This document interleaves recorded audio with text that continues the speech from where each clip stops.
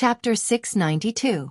After the two battles, they had taken over 1,000 Tatar prisoners and another 3,000 Mongolian prisoners. These 4,000 people were still in the captive camp.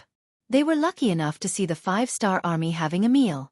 In that era, it was not easy for soldiers to have a full meal. Usually, they would only have such an opportunity before a great battle, or when they had won a great battle and rewarded the army with a great victory. But even so, not all soldiers were able to enjoy such treatment. Generally speaking, a general would naturally have enough food to eat.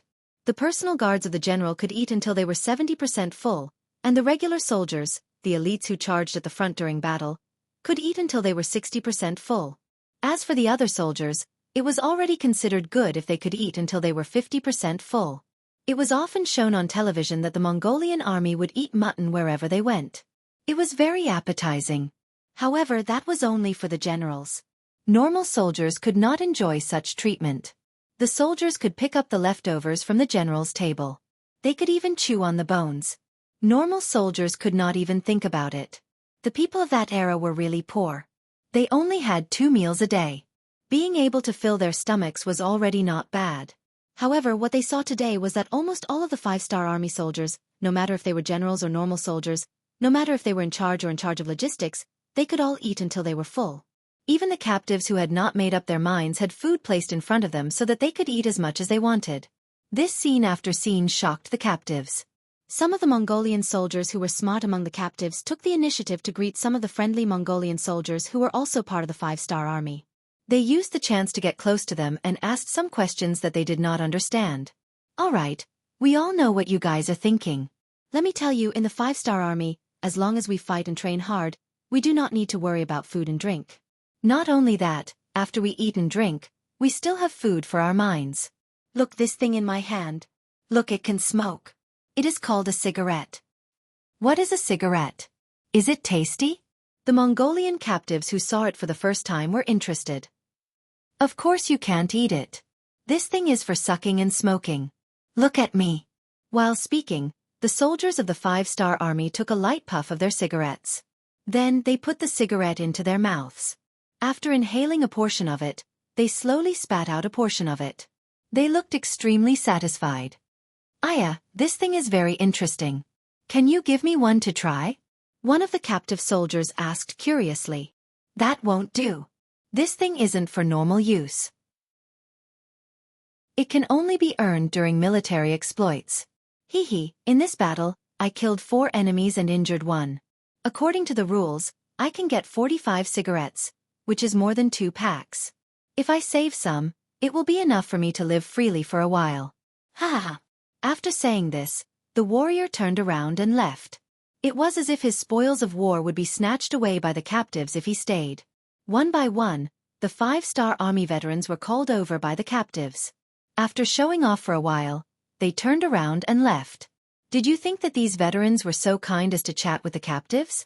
They were only doing so because they had military orders and wanted to satisfy their vanity. However, it was this kind of teaching that greatly stimulated the captives who had no choice but to lower their heads. Originally, they had no choice but to surrender in order to survive. But now, it seemed that there was no harm in surrendering. It might even be a new hope in life. Yang Chendong didn't care about the captives. He firmly believed that the environment could change a person.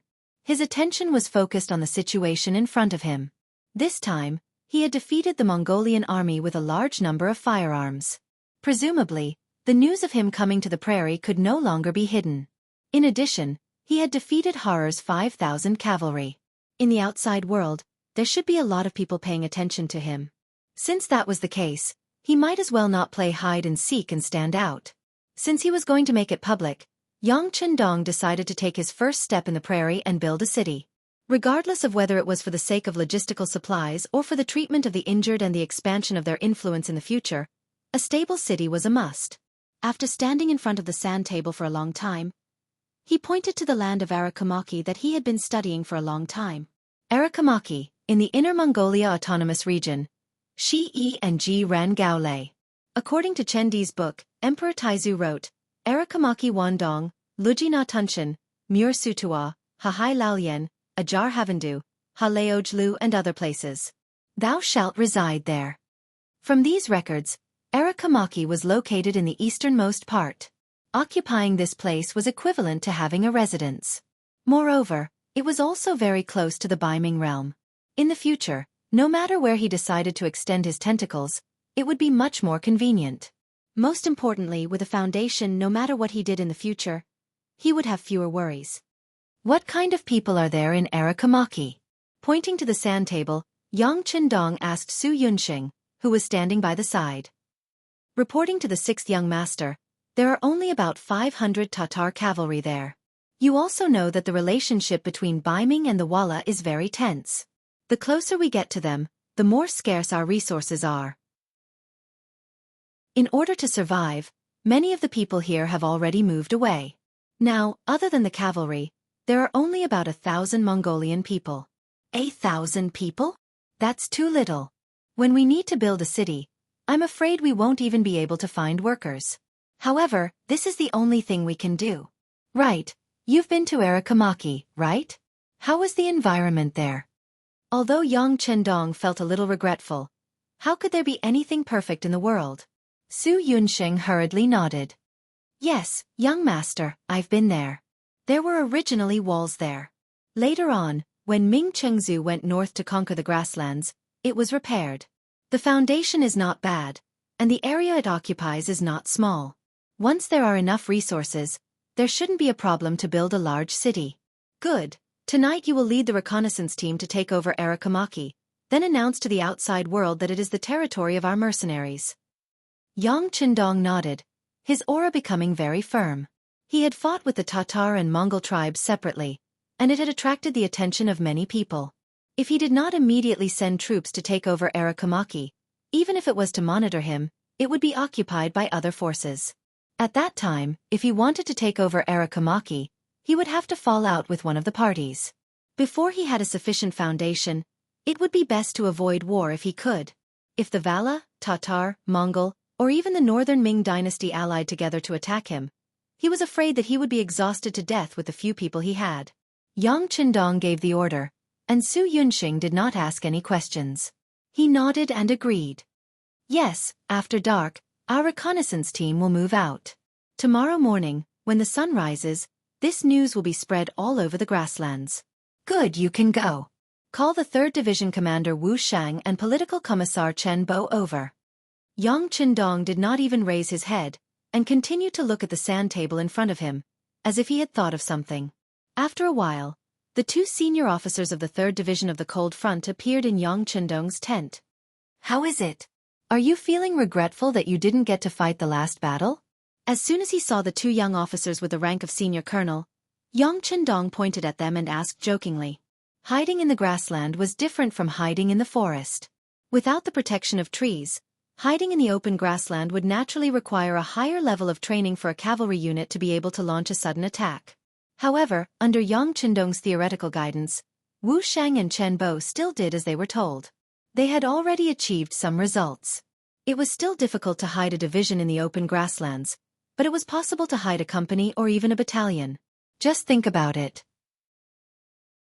When both sides were about to fight, a powerful enemy cavalry suddenly charged out from the ground. It was self-evident what the outcome of the battle would be. Thus, even though the 3rd Division of the Cold Front didn't make it to the last battle, they did not regret it. This was because they knew that the 6th young master's ambitions were far-reaching. There would be more battles to fight in the future. As long as they could train their troops to become stronger, there would be no lack of opportunities for them to perform. There are some regrets, but we believe that gold will shine. The 3rd Division of the Cold Front will always be the strongest cavalry unit. Political Commissar Chen Bo chuckled and said confidently. Yes, the 3rd Division of the Cold Front will always be the strongest. Commander Wu Shang said with even more confidence. His expression was filled with determination. Good. Seeing the confidence of his 2 subordinates, Yang Qindong was very happy. His subordinates had to have this kind of spirit. They had to be invincible. Only this kind of army could become a true elite unit. Only this kind of army could win every battle. Yang Qindong was very satisfied with Wu Shang and Chen Bo's attitude. Then he began to assign tasks. It's like this. This time, I will teach you a very important and difficult mission. Cross the Daxing and Mountain Range. Cross the Liao River and Songhua River to reach Hai Town. There, you will receive a large amount of military resources from Crimson City and rush back here. Pointing at the location on the sand table, Yang Qindong said, I want the 3rd Division to be like Monkey Sun this time. Create havoc in the sky and make the Baiming army in the Nuergon district not dare to say anything. If they try to stop you, you can use the banner of loyalty. If they still dare to stop you, you can teach them a lesson. How about it? Any questions? Chapter 693. In order to establish a foothold in a place, military supplies and logistics were always the most important. Humans couldn't live without eating, drinking, and defecating. In an environment like the grasslands where everything was lacking, it was obviously unrealistic to obtain materials locally. They could only rely on transportation. Opening up a sufficiently safe logistical path was one of the most important things at the moment. After thinking about it, Yang Qindong finally chose the new Ergon metropolis for this logistical path. Although there were many Baiming army stations there, they had been closed off for a long time and didn't have enough strength. Such an army wasn't difficult to deal with. As long as the 3 divisions completed their mission well, they were completely confident that they could open up a safe passage. As long as there were no problems with logistics, Yang Qindong was confident that he could build a new city in the grasslands in the shortest time possible. A new city with great influence and far-reaching influence. When that time came, conquering the forces in this area would be twice the result with half the effort. As for how to intimidate the Baiming army stations in the new Ergon metropolis with thunderous might, Yang Qindong thought about it and finally decided that the task would fall on the 3 divisions of the Lungfeng division. This was currently the strongest army under his command. Only they could have a powerful deterrent effect. In the face of such a powerful force, any schemes and tricks would be useless. Without waiting for the 2 divisions to make a decision, Yang Qindong added, This mission is extremely important. If you have any questions, you can raise them. But once you agree, you must complete the mission perfectly. This cannot be discounted at all. Once the mission is completed, I will record it as a great merit. If the mission is not completed well, or if there are any accidents with the supplies, then you should prepare to be demoted. You will be directly sent to Beta Persei's logistics camp to be a cook. This was a complete demotion. Making a division commander a cook, this kind of punishment could be said to be heavy. Wu Shang and Chen Bo couldn't help but be stunned, but they quickly recovered and said in unison, 6th young master, please don't worry. We will definitely complete the mission perfectly. If we can't do it well, we don't need to be cooks anymore. We'll just offer our heads. Wu Shang was a standard soldier. The bigger the battle, the more excited he was. It was understandable that he would say something like that. It was also in line with his usual style of doing things. As a political commissar, Chen Bo was full of scholarly aura. Unexpectedly, he could say such words, which surprised Yang Qindong. He looked at the 2 of them carefully and nodded after a long time. Okay, I'll remember your words. Young Master Ben is looking forward to your next performance. Pack up and leave early tomorrow morning. Chen Bo's performance really made Yang Qindong's eyes light up. He even thought that since this person's character was so determined, then he should test him a little more.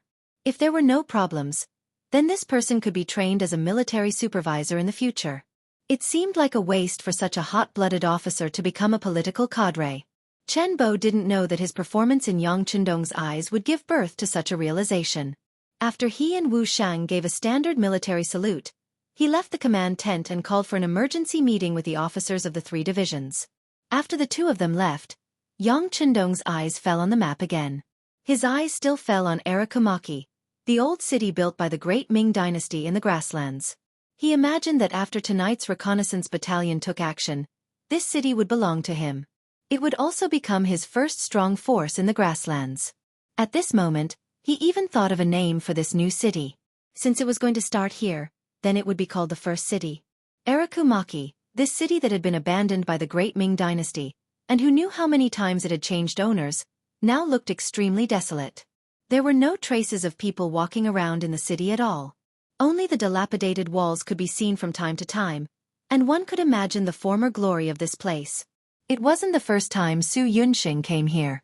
But for tonight's military operation, he once again disguised himself and appeared here. In order to not attract attention, he only brought 2 of his trusted aides and the reconnaissance battalion's 1st company commander, Yenda battalion commander. There are only 500 enemy cavalry and 1,000 Mongolian civilians.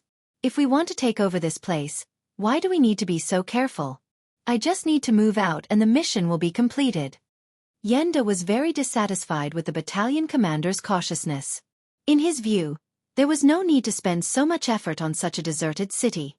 Caution is the parent of safety. Su Yunxing shook his head.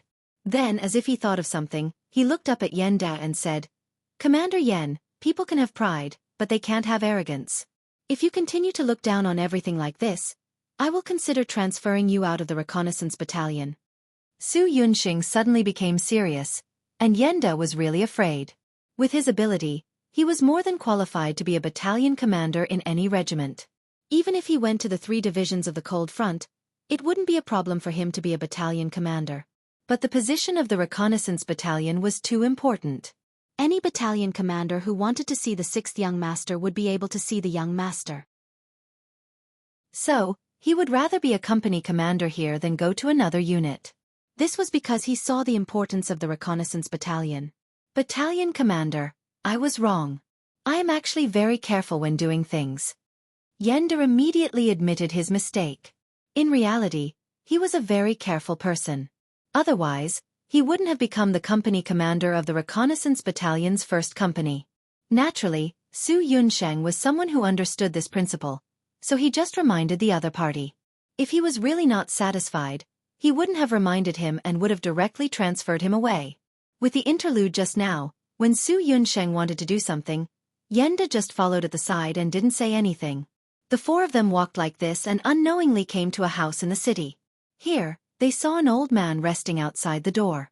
Looking at the old man's appearance, he was in his 50s. At that time, he was already considered a very old man. Haha, old brother, how old are you? Su Yunsheng had imprinted almost every corner of the city and every street in his mind. He had basically completed his mission and wanted to take a rest. When he saw the old man, he walked over without thinking and asked in Mongolian. He sat down beside the old man. The old man had already noticed Su Yunsheng and the other 3. Seeing them sit down beside him, he wasn't surprised. Instead, he smiled and answered. This old man is 56 this year. Oh, that's still a very old man. Su Yunsheng said casually. You can say that. The old man chuckled. His face was filled with reminiscence, and the vicissitudes of life were written all over his face. Seeing that the old man seemed to be reminiscing about something, Su Yunsheng didn't disturb him. Instead, he reached into his bosom and took out a piece of dried meat that he always carried with him. He also took out a bottle of old wine from the hands of 2 bodyguards and placed it in front of the old man. If you want to get what you want from others, you have to pay first. This was what Yang Chendong always said.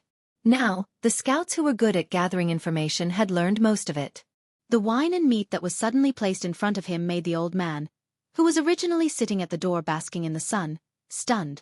Then, the way he looked at Su Yunsheng and the other 3 changed. Allowing the old man to size them up in front of him, Su Yunsheng only smiled and didn't say anything. But unexpectedly the old man suddenly said, although you are dressed like Mongolians, but if this old man didn't guess wrongly, you should be people of the Ming dynasty, and soldiers of the Ming dynasty. Suddenly being exposed, the faces of Yenda and the 2 bodyguards couldn't help but tighten. They even instinctively wanted to pull out their swords to silence the old man. On the other hand, Su Yunqing's expression didn't change, and his heart didn't beat fast. He casually raised his arm and stopped the actions of the 3 bodyguards. He smiled and looked at the old man and asked, "But I don't know why old brother thinks so?" Hee. The old man didn't seem to notice the actions of the 3 bodyguards. He casually smiled and said, "Only people of the Ming dynasty who understand etiquette would treat guests like this. If you were really Mongolians, you definitely wouldn't be so polite to this old man." So it was because he was too polite that it aroused the suspicion of the other party. Su Yunsheng reflected in his heart. Should the scouts learn to be more domineering when they go out to do things in the future? While his heart was still thinking about this unintentional loophole, the old man spoke again. "Although your Mongolian can be considered authentic, but let's talk in Chinese. AI, speaking of which, I haven't spoken Chinese in a long time." Old brother is also a Han? Su Yunxing's interest was immediately piqued. After all, other than his comrades, to be able to meet a fellow Han here was still very delightful. I can be considered half Han. My father was a Ming dynasty man. Later on, he met a grassland woman and settled down here, giving birth to me. The old man said somewhat embarrassedly. After all, in that era, if one's blood wasn't pure, then one was a mixed blood. People would look down on them. I see. Su Yunxing didn't have any intention of looking down on the old man. On the contrary, he was very curious about the old man's behavior in front of him. He had a feeling that this old man had some stories. Old brother, I wonder if you can tell me your name? Name, the old man said meaningfully. Then he sank into his memories for a while before saying, this old man's Mongolian name is Zhang Shibao, Han name is Zhang Shibao. So it's Old Master Zhang. Nice to meet you. Su Yunxing very politely clasped his fist and didn't mention the old man's Mongolian name. He only said that it was a Han name to express a kind of closeness. Then, he said something that shocked Xianxia and the two bodyguards behind him. This little one's name is Su Yunxing. I'm the battalion commander of the mercenary scouts under the Duke of Loyalty. Su Yunxing actually directly revealed his identity. This was definitely not allowed by the rules of the scouts. Unless it was one of their own, as a scout, he absolutely couldn't reveal his identity.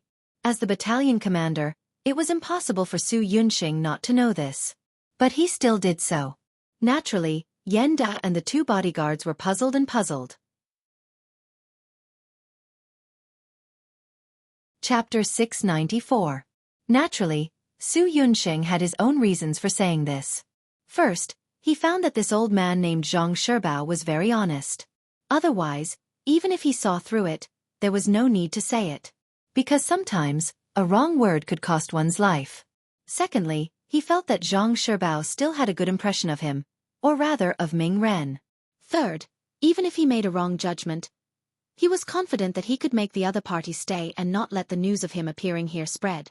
Since that was the case, there was no harm in directly revealing his identity. It had to be said that Su Yunxing's courage was quite big, and this time, he made the right bet. Just after he reported his true identity, Zhang Shibao changed his unhurried expression and suddenly said with a shocked expression, the Duke of Loyalty and Courage of the Great Ming Dynasty? Is it the Duke of Loyalty who is known as the God of War and defeated the Great Army? Zhang Shibao also knew the name of the God of War. At that time, Yang Qindong had won against many and defeated Yi Xian. Because of this, his name was spread throughout the Mongolian grasslands. It was normal for Zhang Shibao, who had Han blood, to know about it. Yes. When Su Yunxing answered this question, he was also very formal, and his expression was very respectful. It was like the officials of the Ming dynasty were respectful when talking about the emperor. Is it really? The God of War is coming to the grassland? Zhang Shibao was a little excited. He stretched out his arm and grabbed Su Yunxing's arm. Yes, the God of War is not only coming to the grassland, but he also wants to build a city here. He wants to change the pattern of war here. He wants to create better living conditions for the Han people here. And Argamaki is his next target. He wants to occupy this place and rebuild it. At that time, you will be very happy to live here. Su Yunxing felt that Zhang Shibao was really excited, so he simply told him about his mission and Yang Qindong's current goal. It seemed to be a secret, but after tonight, everyone would know that Yang Qindong had occupied Argamaki. It was no longer a secret. Su Yunxing told the truth, which surprised Zhang Shibao and made him very excited. Good, that's great. After saying, good, 3 times in a row, Zhang Shibao's eyes actually held a trace of tears. Obviously, this news really made him very excited. Su Yunxing was also excited and happy as if he had been infected. Look, this was what the people wanted. The 6th young master hadn't done anything yet, but his appearance had already made an old man like Zhang Shibao so happy. Once a big city was built here, there would be even more people who would be happy. Once he had the support of the people, what was there to worry about? That's right. With the arrival of the war god, the future of the Han people will be much better. As long as they abide by the law, they will be able to live a better life than before. This should be what everyone wants to see. Su Yunxing nodded and continued with the idea of praising the 6th young master. Zhang Shebao's eyes lit up when he heard that. Then, he repeated thoughtfully, can the Han people really live a good life? Of course. You don't understand the war god. He has always been merciful to his enemies, but he is very good to the Han people. I'm afraid you still don't know that the former Jiaoji and Lansong kingdoms are now under the rule of the war god. The Han people there received a large amount of land and their lives are better than before by 100 times. If you have the chance to go there and take a look, you will see that the Han people's faces are filled with all sorts of smiles. That is happiness from the bottom of their hearts. A large amount of land that belongs to them. Zhang Shebao continued to repeat. His eyes revealed a look of yearning. Yan Da and the two soldiers saw this and couldn't help but feel happy. This was because they also had a part to play in this matter. Just when the 5 of them were immersed in the hope of a beautiful future, Zhang Shebao's thoughts suddenly returned to reality. He looked at Su Yunsheng and said, "You guys should be here to act as the vanguard and prepare to occupy this place. Have you guys thought of how to deal with the Mongol cavalry? Also, how can we prevent them from destroying the spring in their desperation?" Su Yunsheng was about to confidently say that it was just 500 unguarded cavalry. Their reconnaissance unit would naturally be able to take them down easily. However, when he suddenly heard about the spring, his face was still filled with shock. Spring? What spring? You guys don't know? Zhang Shebao also looked at Su Yunsheng and the other 3 with a puzzled expression. I really don't know. Please tell me, Elder Zhang. Su Yunsheng's face was a little red as he lowered his head. Speaking of which, although the reconnaissance unit was powerful, it wasn't as pervasive as the security bureau. In addition, Yang Qindong had just given the order to take down Alakumaki, so it was reasonable that he didn't fully understand the situation here. This actually is not a big secret. However, not many people know about it. Alakumaki City. There is a spring here. It is also because of this that the problem of water source is solved. This is also the main reason why the great Ming dynasty chose to build a city here. Otherwise, wouldn't it be too troublesome to transport water from the Wuxia River? There are only about 1,000 people here. There are indeed 500 Tatar cavalrymen guarding this place. In fact, they are guarding this water source. Every half a month or so, the Tatar army will come here with water carts to collect water. The 500 cavalrymen here are prepared for this. From Zhang Shebao's words, Su Yunsheng learned of another big matter. He also knew that tomorrow, the Tatar army would come to collect water. This unexpected news shocked Su Yunsheng. He suddenly felt that he knew too little about this place. Even if it was because this was the first time they came here, even if it was because they hadn't come here the last time the Tatar army came to collect water, these were not the reason. The most fatal reason was that he didn't know enough. His meeting with Zhang Shebao was just a coincidence. However, he unexpectedly received this news, which was enough to make Su Yunsheng feel that this trip was not in vain. If not for this matter, he would have brought the scouts here. It was very likely that he would have given the Tatar cavalry a chance to destroy the water source and the spring. Once they poisoned it, who knew how long it would take for the spring to be digested and for the people to drink it with ease? After Zhang Shebao knew that Su Yunsheng represented the god of war, he told him everything. When it was almost dusk, Su Yunsheng left. Before he left all the food on him as a sign of gratitude and asked Zhang Shebao to keep this a secret. The 4 of them left Alakumaki as though they were passing by. Because there were only 4 of them, even if the Tatar cavalry in the city saw them, they didn't pay much attention. This was because, strictly speaking, Alakumaki wasn't under anyone's influence and no one wanted to forcibly occupy this place. After Su Yunsheng and the other 3 left Alakumaki, they immediately rushed to the command center. After dinner, they appeared in the headquarters. Su Yunsheng hurriedly went to the command center to meet Yang Qindong. The matter of the spring was also somewhat out of Yang Qindong's expectations. Before this, he didn't receive any relevant information. But now that he knew, it was naturally a good thing. Previously, he was still thinking that once the first city was built, it would be troublesome to obtain water from the Wuxia River. He was even thinking about digging a canal. Now that he knew that there was a spring in the city, and according to Zhang Shebao's words, the spring seemed to be quite big.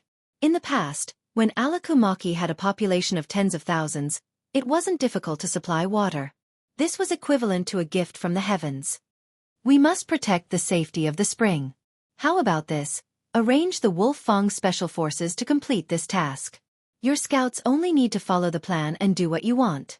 As for the water-fetching team sent by the Tatar army tomorrow, leave it to Tiger's Mane's independent regiment.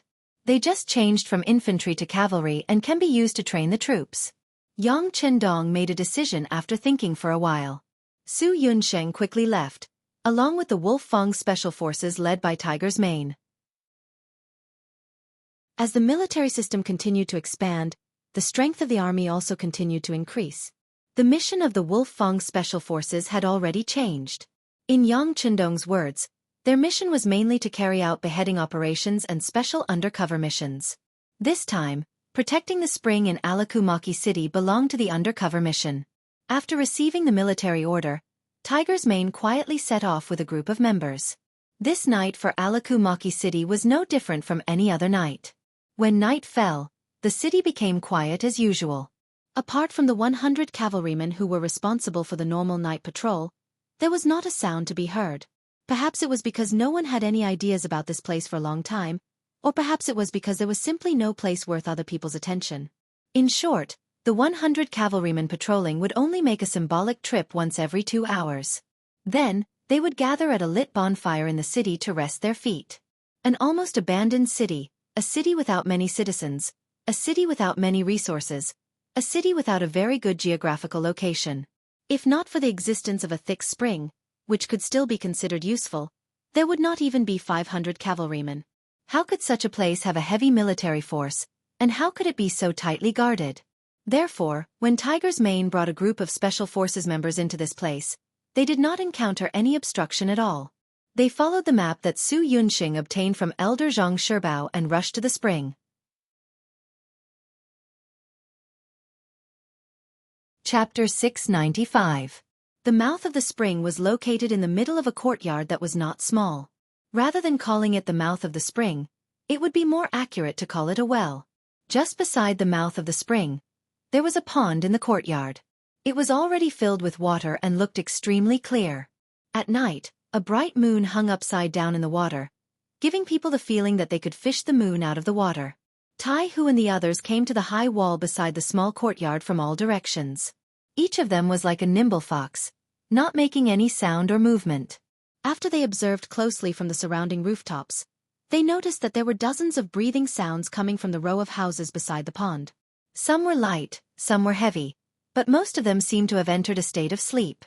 Since Zhang Shibao said that the Tatar cavalry might drug the mouth of the spring and destroy the water quality here, Tai Hu and the others had to be prepared. With a signal, the 20 members divided into different directions and began to divide the work. Some of them continued to monitor with their guns, some began to enter the small courtyard or the various exits near the mouth of the spring, and some had already jumped off the rooftops and approached the row of houses where the breathing sounds were coming from. Skinny Monkey was the most agile member. He was the first to arrive in front of the houses. Unknowingly, a weapon similar to a modern grenade had appeared in his hand. This was not a normal grenade, but a smoke bomb. Once it was fired, it would release a pungent smell, causing people to lose their ability to judge for a certain period of time and lose more than 70% of their mobility. Skinny Monkey was the first to arrive, followed by King Kong, Violent Ape, and the others. Each of them guarded a door, holding a smoke bomb in their hands. When all of them were in place, they looked at each other and 6 smoke bombs were suddenly thrown from the windows into the 6 rooms. In the silent night, the smoke bombs made a sound in unison. Oh, puff! Ah, choke! About 4 to 5 seconds later, there were bursts of shouts, curses, and screams coming from the houses. These sounds should have been like thunder in the silent night, but the sound of the cavalry charging at the city gate covered everything, so the sounds made here did not attract too much attention from the outside. Even though no one was paying attention, it didn't mean that the members of the special forces would go easy on them. On the contrary, their attacks began at the same time. The smoke grenades emitted a pungent smell, causing the Tatar cavalry to rush out of their rooms. Then, like dumplings, they were knocked out one after another. There were only 6 rooms, but 50 Tatar cavalry rushed out of them. In the end, apart from 2 people who resisted fiercely and suffered light injuries, the other 48 people were knocked out before they could even figure out what had happened. Search! After taking control of the situation, Iron Tiger gave the order. The members of Wolf Fang worked together and quickly found a large amount of poison in the room. Among them, they found a lot of arsenic, nux vomica, and other things. These things melted in water, and after being consumed, they would appear to be poisoned.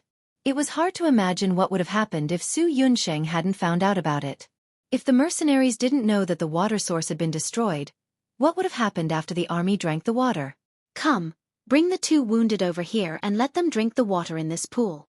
Iron Tiger was shocked and a little angry. Looking at the 2 wounded Tatar cavalry, he couldn't help but feel angry. If the 6th young master hadn't said that building the city required too much manpower, he would have killed them. But he could avoid the death penalty, so let them taste the water. If there really was a problem, they could only blame their bad luck. There was no time to poison them, or it could be said that they didn't think that someone would target them, so there was naturally no problem with the water.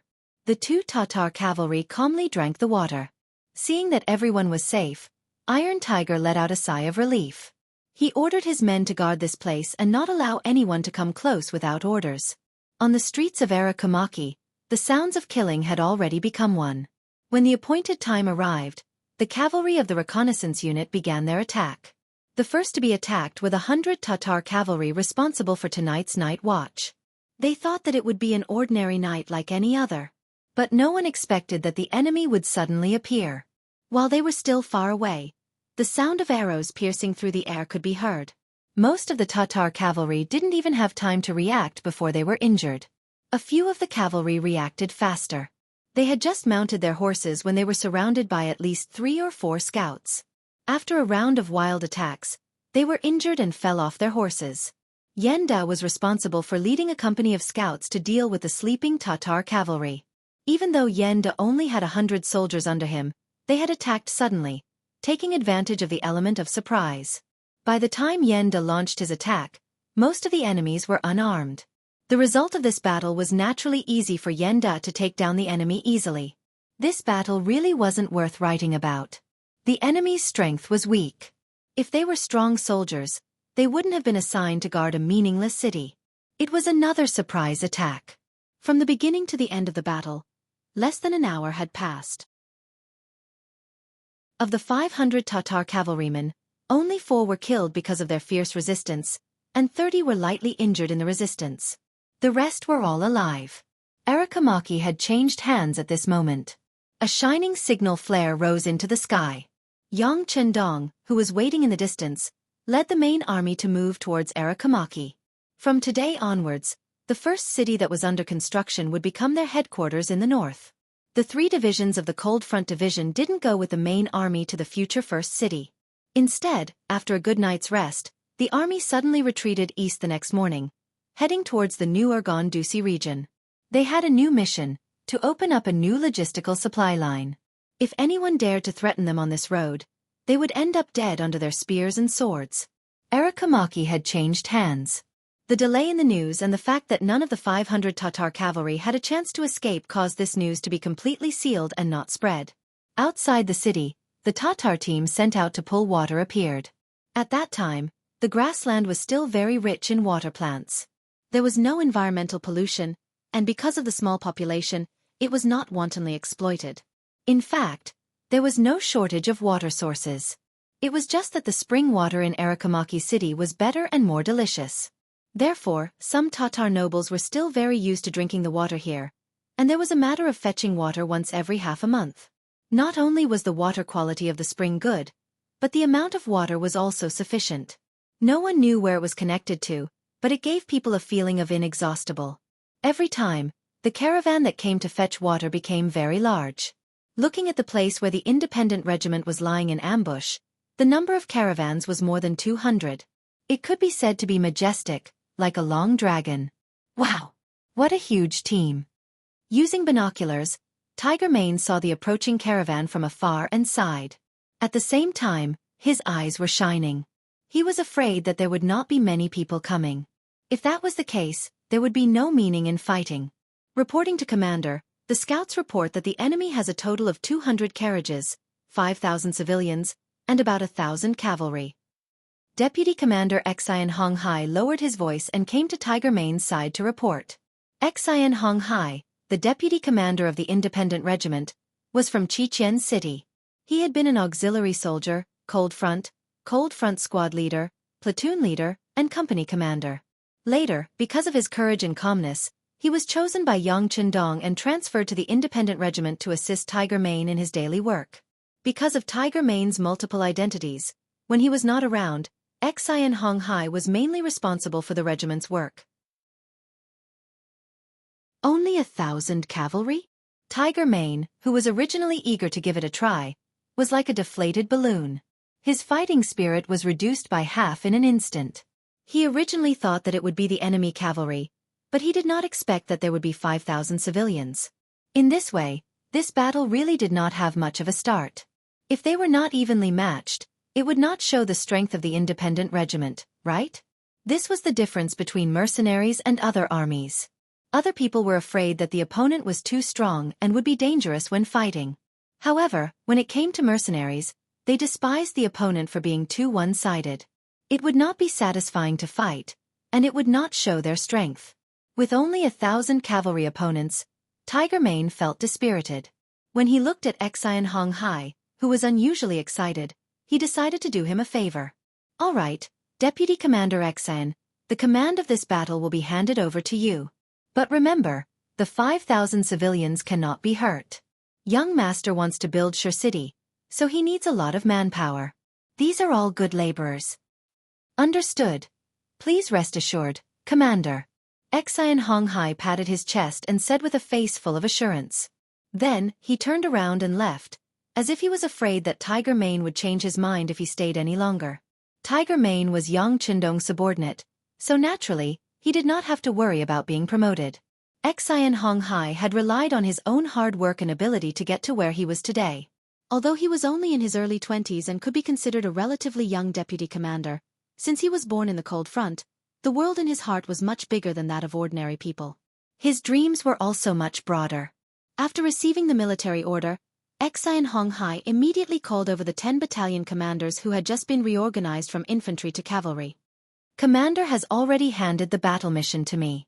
Now, I order each battalion to send out 100 cavalrymen to attack the enemy's cavalry with me. The other cavalrymen will be responsible for guarding the 5,000 civilians pulling the water wheel.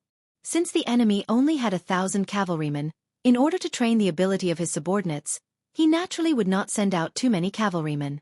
Only when the number of soldiers was equal could it be a form of training. A battalion had 400 people, but only 100 of them could go out.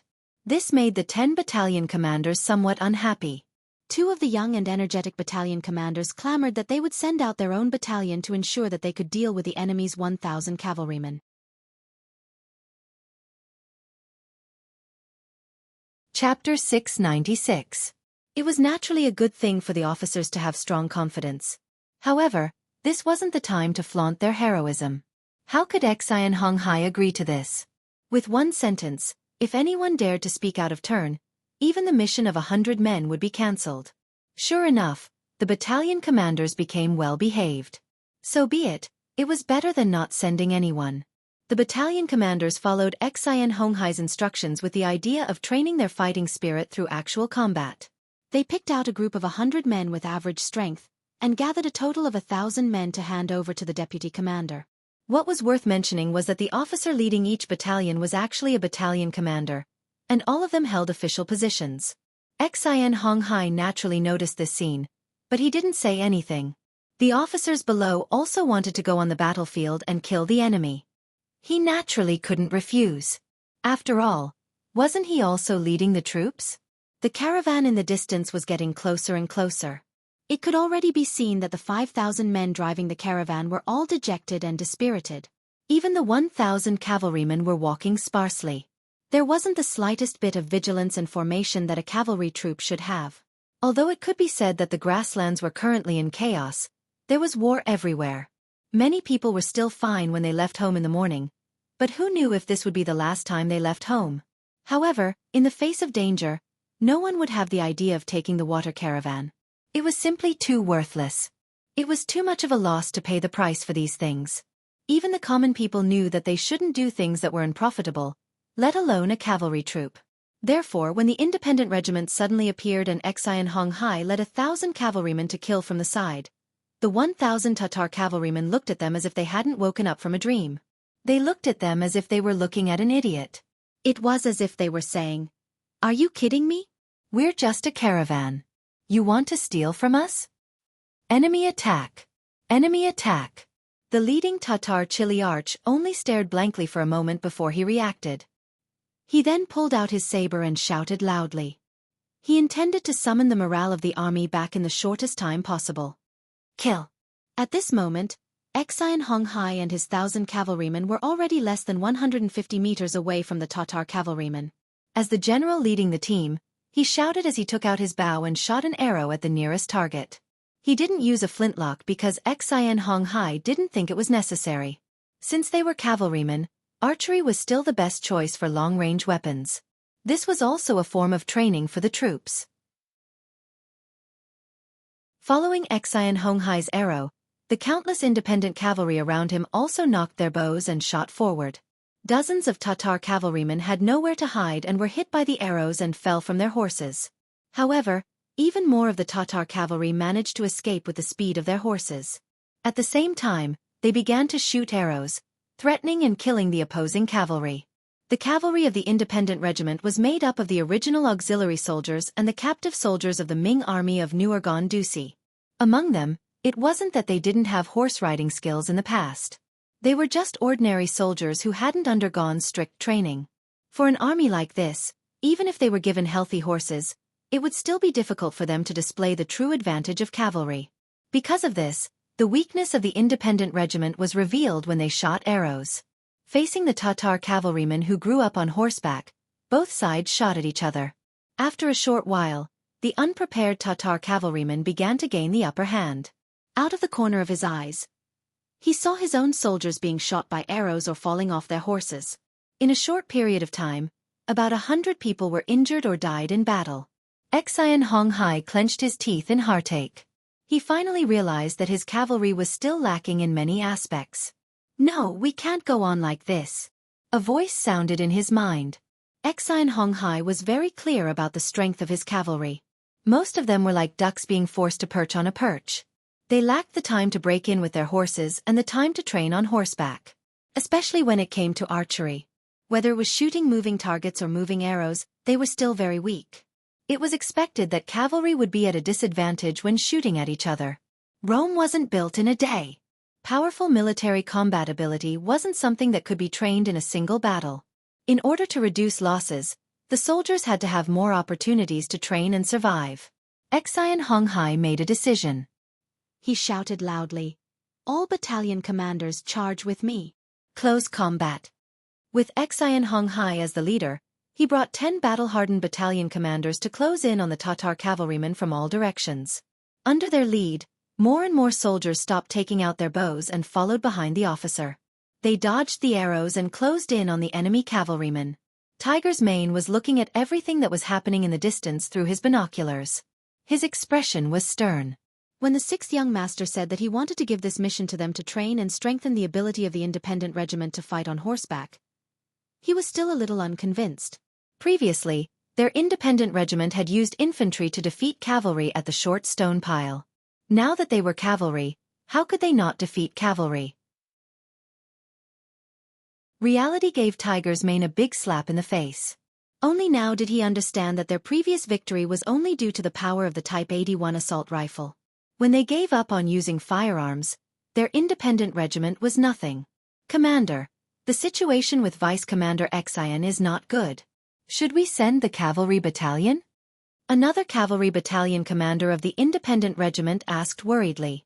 The independent regiment had 10 cavalry battalions that were reorganized from infantry. Apart from them, there were 6 other cavalry regiments. In comparison, these 6 cavalry regiments were much stronger. Although they couldn't compare to the Nuzan cavalry, they had the advantage of numbers. Dealing with 1,000 Tatar cavalrymen wasn't a problem. Clenching his right fist, Tiger's Mane was a little tempted. His breathing became a little heavier. But after a while he exhaled and said, "No need. An army has to go through hardships and risks in the end. If they are always under protection, this kind of army will never be strong." Tiger's Mane didn't order the main force to go out and help. This was because he knew that an army that hadn't undergone a transformation wasn't a strong army. It was also because he believed in his vice commander, Xianxia. He believed that he would be able to obtain the final victory. Not letting Tiger's Mane down, Xianxia really did give up on long-range attacks when he discovered that the situation wasn't good. He changed to close combat. He relied on the incomparably sharp saber in his hand to shorten the gap between the two sides. When Xianxia brought his 10 battalion commanders to the front of the Tatar cavalry, the saber in his hand continuously swung down. The enemy's cavalry formation that had just gathered was scattered. The advantage of archery was suppressed. Taking advantage of this opportunity, more and more of the independent regiment's cavalry rushed over. The situation began to turn in their favor. The soldiers of the independent regiment couldn't be more familiar with the saber training. When they didn't have war horses, one of the things they had to do every day was to hack their saber 1,000 times a day. Because of this, countless soldiers' right arms swelled up. Some even fainted on the training ground. Their hard work finally paid off. Under the supervision and urging of their commander, Tiger's Mane, vice commander, Xianxia, and other officers, the soldiers swung their sabers quickly and powerfully. Now that they had changed to close combat, their hard work finally paid off.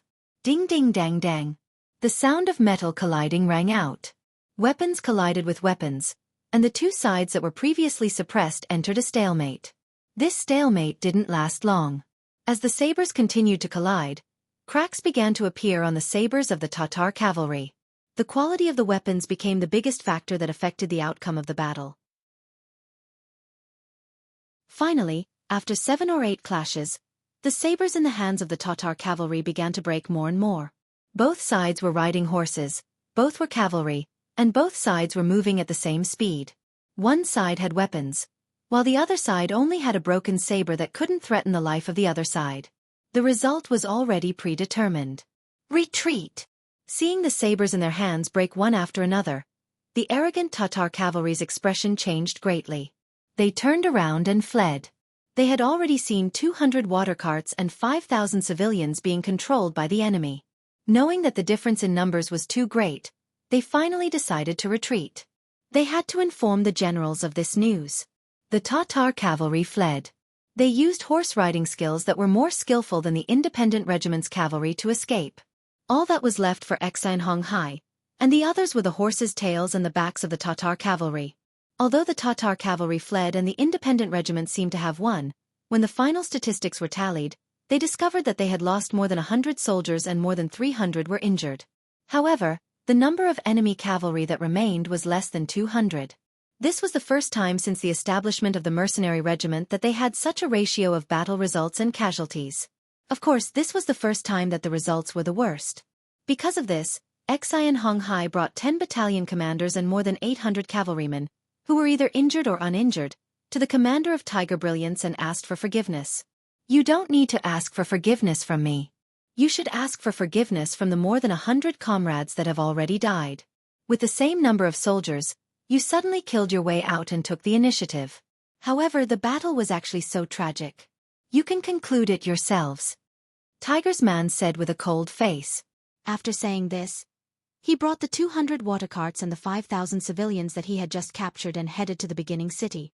As the commander of the independent regiment, he had to bear the main responsibility for today's battle. He had to personally ask for forgiveness in front of the 6th young master. Aramadki had been officially renamed as the beginning city by Yang Chendong. After the name change, the city seemed to be glowing with youth. The city was bustling with activity.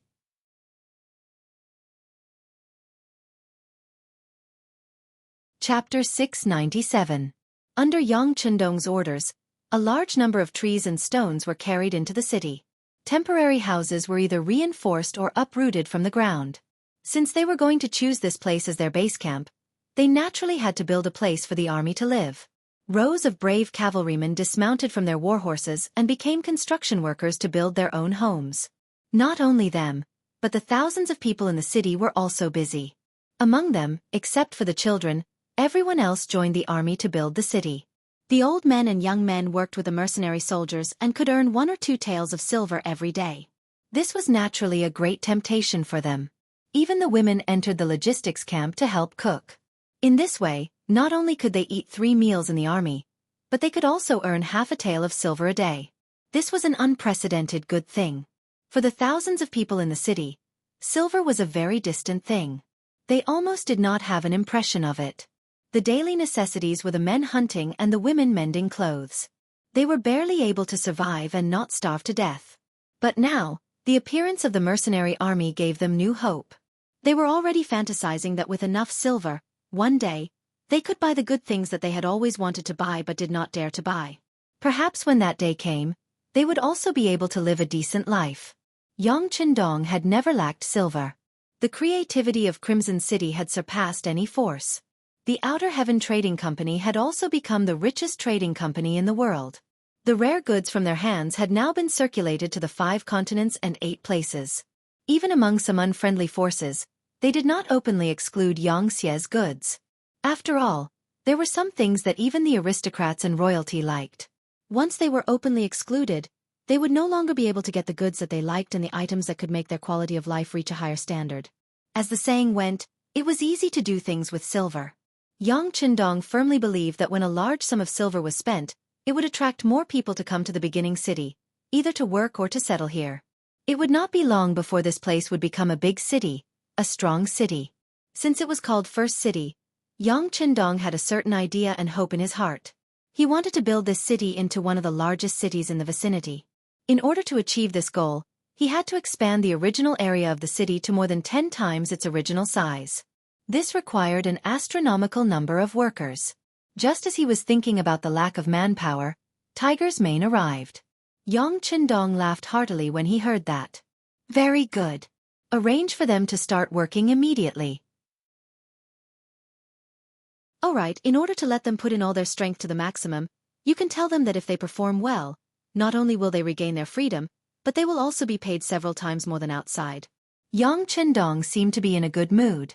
When Tiger's Mane agreed, he took the opportunity to talk about the performance of the independent cavalry on the battlefield. In the end, he even took the initiative to reflect on himself, saying that he had failed in his leadership and asked for punishment. The 10 cavalry battalions that were established after the independent regiment were not trained by Tiger's Mane. They were just ordinary soldiers from the Baiming Guards. In terms of military quality, they could only be said to be average.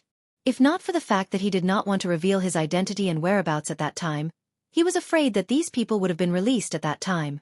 However, since they had stayed for such a long time, and after they understood the situation of the mercenaries, they also wanted to join. Yang Qindong naturally could not refuse. This gave them the opportunity to enlist in the army, and even become a glorious cavalry. However, a weak foundation was a weak foundation. This was an indisputable fact. This battle had already exposed too many of their weaknesses and shortcomings. Normally, if it were any other general, they would have given up on this kind of army. After all, training a qualified cavalry required a lot of energy and financial resources. Even training an excellent cavalry required more time and effort than training 5 infantrymen. However, since they were fated to join the mercenary army, Yang Qindong couldn't just leave them be, based on the principle of not giving up on them. After thinking for a while, he took the initiative to say, "How about this? I will give you a month. In this month, unless the situation is urgent, I will not arrange any combat missions for these 10 battalions. After a month, there will be an assessment. Those who pass can stay, and those who do not pass will be given a toll to leave the army." No matter what, these cavalry soldiers were still Han disciples. Just based on this point, Yang Qindong was worthy of giving them a chance. Tiger's Mane was originally worried that the 6th young master would be angry at their failure to fight, and directly dismiss the soldiers who had just become cavalry soldiers. After all, in the army, survival of the fittest was too common. If that was the case, as the commander of the independent regiment, he could not say anything. Fortunately, the 6th young master still remembered their old friendship and promised to give his brothers a chance to become stronger. He immediately respectfully saluted. "Thank you, young master. I thank you on behalf of the 4,000 brothers." Ha! Seeing that Tiger's Mane was sincerely thanking him, Yang Qindong's expression turned serious and said, "What I want is not gratitude. I want them to stay after a month." Yes. Tiger's Mane saluted again and decided by vote. The order was passed to the army.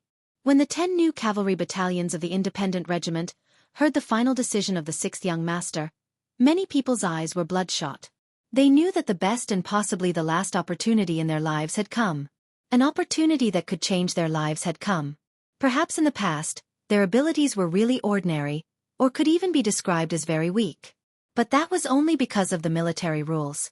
In that kind of environment where everyone was just muddling along, even if you wanted to show off, there was no chance, let alone any conditions. Think about it, an army that could barely fill their stomachs, what kind of strong combat power could they rely on? But now, their eating, drinking, and pooping were not a problem. They did not even need to build a city like the two reinforced cavalry regiments and the Nuzen cavalry regiment. Instead, they only needed to focus on training. In such an environment, if they still couldn't raise their strength within a month, then they were really trash. They really didn't deserve anyone's sympathy and understanding. Although they still could not be like the Nuzen cavalry regiment in a month's time, they were at least stronger than ordinary cavalry and reached the standard of second-class cavalry. With this belief, the independent regiment went out of the city to train every day at dawn. They would only return when the sky was completely dark and they could not see. Then, after dragging their tired bodies to eat a full meal, they quickly entered the temporary barracks to rest. They trained for at least 12 hours every day, but no one complained about being tired. They were all working hard to change themselves and improve themselves. The independent regiment was changing at an astonishing speed. Just like them, the beginning city was also changing day by day. When the simple barracks were built, Yang Chendong gave another order. Some of the old houses in the city were demolished one after another. The stones and wood that were taken down were used to build the outer city wall. In Yang Chendong's eyes, most of the original buildings in the city were not up to standard.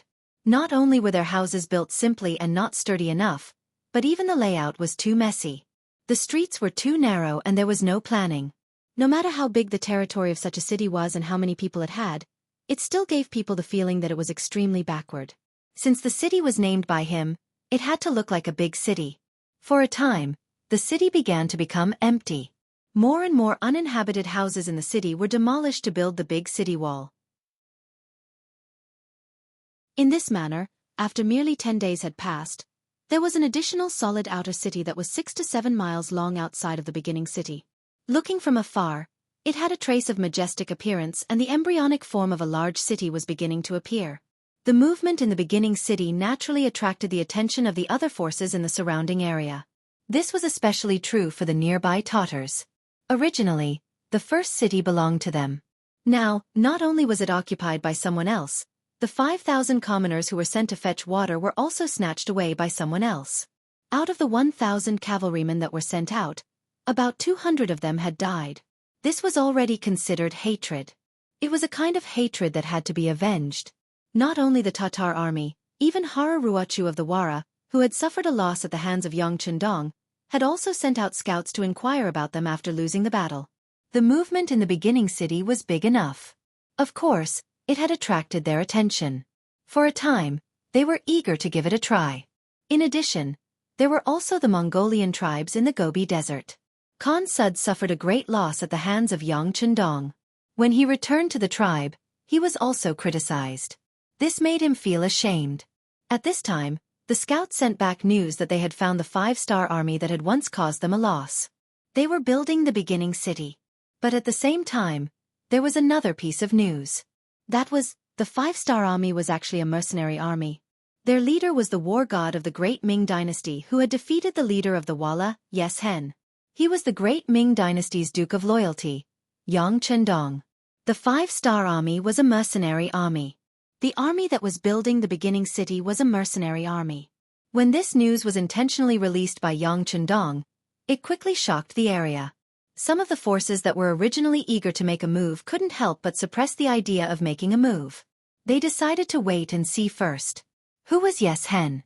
Presumably, there was no one in the grassland who didn't know about him. In the coup 3 years ago, this person defeated the Great Ming Dynasty's hundreds of thousands of main forces. At one point, he almost breached the capital of the Great Ming Dynasty. How glorious was that? However, such a powerful person with a powerful cavalry team was still defeated by a Han scholar in his early 20s. After the war, this person also received an even more resounding nickname, War God.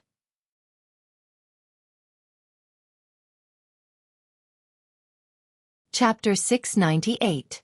This battle caused the name of the god of war to resound throughout the Mongolian grasslands. This made many people want to get to know this person better. Now, this person had appeared on the grasslands and was in front of them. As the saying went, a person's name was like a tree's shadow.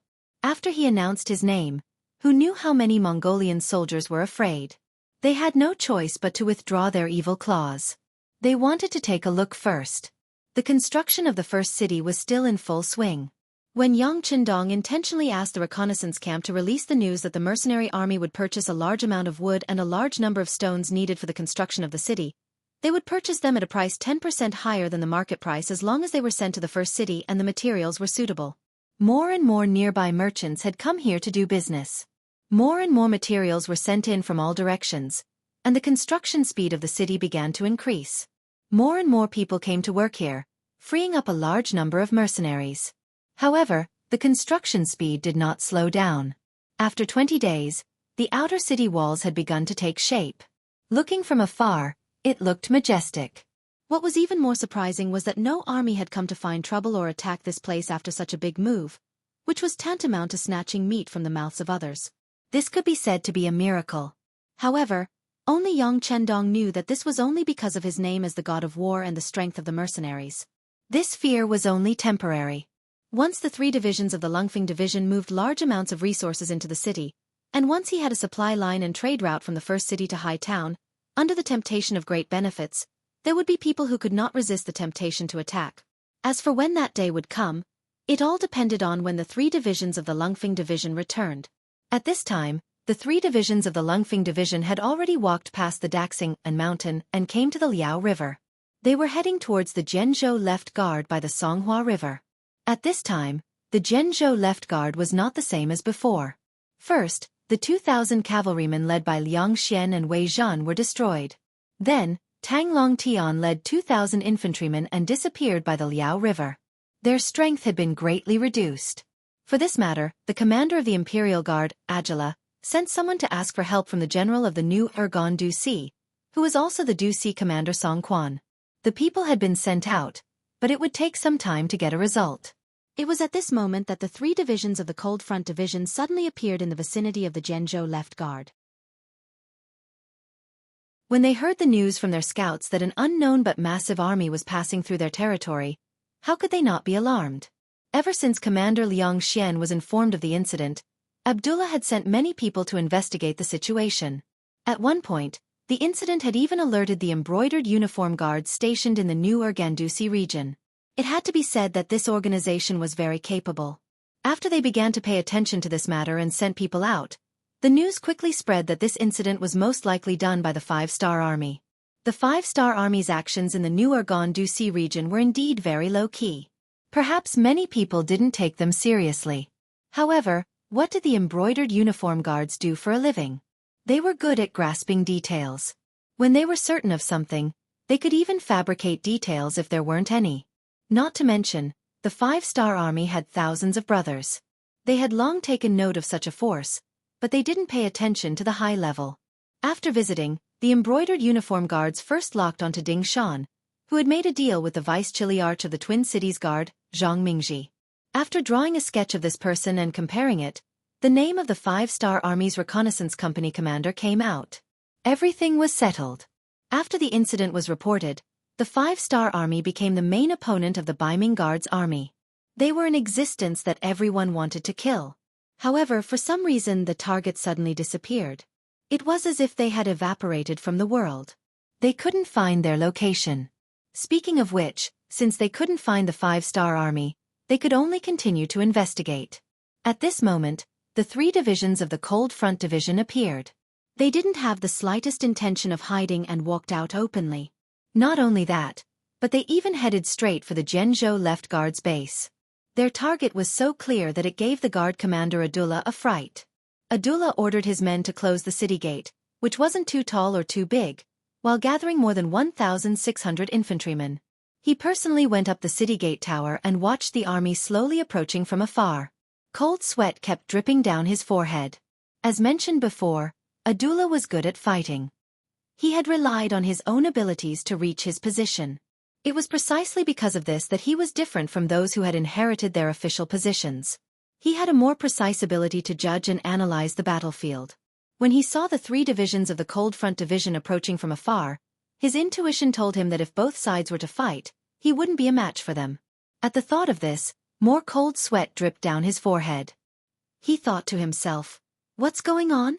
Why did a force that didn't belong to us suddenly appear? How come I didn't know about it at all?" The 3 divisions of the Cold Front Division didn't advance slowly. They were all cavalrymen, so they could maintain their speed to the greatest extent. In addition, Yang Qindong had ordered them to make a big fuss, so they didn't have to hide anything along the way. Their speed became faster and faster. The army that was still far away soon arrived at the foot of the Jianghu left guard city. The 2nd Regiment, which was in charge of the vanguard, also arrived at the foot of the city and began to get into formation. Chen Bo, who was the regiment commander and the political commissar of the 3 divisions, was the first to leap out of his horse. When he looked up, he saw Abdullah looking at him from top to bottom.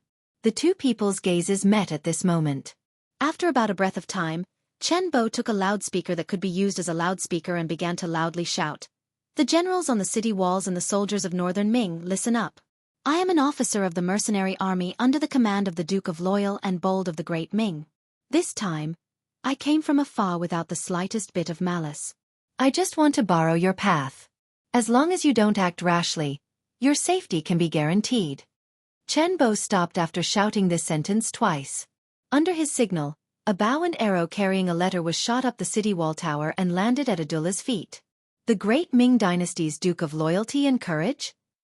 Abdullah muttered something under his breath as he picked up the bow and arrow that had fallen to the ground. He then opened the letter and read it. The contents of the letter were even more detailed and confirmed what Chen Bo had said earlier. When the great Ming dynasty's Duke of Loyalty and Courage heard that the Walla in the north intended to invade the border, he had already arrived at the grasslands in the north. He wanted to build a rear base called Sure City there. However, considering the shortage of supplies, he needed a sufficiently safe logistical path. Thus, he chose the new Urgon-Dusi area. The Jianghu left guard city's defensive position happened to be on the chosen supply route. The introduction in the letter was quite detailed. It explained the cause and effect of the matter very clearly, and also expressed a certain degree of goodwill. In other words, they were only borrowing the route and did not have the slightest intention of staying in the new Urgon-Dusi area or occupying a territory. They also asked for the other party's cooperation. Of course, if the other party had any ideas, sorry, but it was not impossible for them to fight. At the end of the letter, Yang Qindong also said that the Han people in the world were originally one family. This time, he was helping the Han people to deal with the foreign tribes in the north. However, if someone dared to play any tricks behind his back, he did not mind taking action to deal with the foreign forces first. By then, whoever wanted to use the mercenaries would have to pay 10 times, 100 times, or even 1,000 times the price. The great Ming dynasty's Duke of Loyalty and Courage was nicknamed the God of War. Not to mention, during the year that this person went to the south, he had successively defeated the troublemaking Huang bandit army and destroyed Jiaoji and Kanglan nations. This was something that even the great Ming dynasty could not do. Now that Yang Qindong had done it, how could such a person be easy to deal with? Now that this person had appeared in his line of sight, Abdullah already had the feeling that he was no match for this person even before the battle started. Then again, he was only a commander of the Imperial Guard and his authority was limited. Such a major matter was not something that he could make the decision on. He still needed to seek instructions from the higher-ups and listen to their arrangements. Abdullah did not want to offend the other party, so he quickly replied, "General, this matter is of great importance. Please allow me to seek instructions from the higher-ups before making a decision. Of course, to express our goodwill, we will do our best to provide you with food during the few days that you are waiting. Is that all right?" The supplies needed to be prepared and shipped from Qiqian City to Hai Town. It would take some time for them to be shipped by sea. What the Leng Feng's 3 divisions had the most now was time. What they needed to do was to make use of this free time to build up their invincible influence. Therefore, it did not matter where they stopped as long as they could intimidate the enemy. "All right, we agree. General, please make the application to the higher-ups as soon as possible." Chen Bo agreed on behalf of the 3 divisions. With a wave of his hand, the cavalrymen dismounted and began to set up camp 5 miles in front of Jian Province's left guard. Abdullah returned to the barracks from the city tower and immediately wrote an urgent letter. He then ordered his trusted aide to deliver it to the city where the commander was stationed. After that, he arranged for the soldiers in the barracks to send some extra food to the foot of the city in baskets. Speaking of which, after losing 2,000 cavalrymen and 2,000 infantrymen, they still had a lot of food left. The Lang Feng's 3 divisions did not hold back and arranged for their soldiers to receive the food at the foot of the city. They did not seem to be on guard at all, which showed that they had no ulterior motives. This made Abdullah feel more at ease. The fact that the other party was willing to accept the food meant that they were expressing their goodwill. In this case, the other party should not attack anymore. Otherwise, why would they go through so much trouble?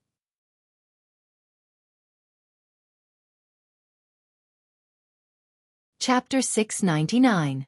Food was sent out on time every day, and Abdullah would go up to the city tower to check on the situation. Not only him, but all the soldiers in the guard station were also paying close attention to the army below the city. As time went by, even the Beiming citizens in the city would use their connections to go up to the city tower just to see the army under the Duke of Loyalty's command. Everyone was shocked by what they saw. No one knew if it was intentional or not, but the next morning, the 3 divisions of the Cold Front Division began their military training and drills. The 3 divisions of the Cold Front Division had been expanded after the Battle of Liao River, and some of them were former soldiers of the Beiming Guard Station. They formed the 4th and 5th Battalions of the Cold Front Division with the veterans of the Cold Front Division.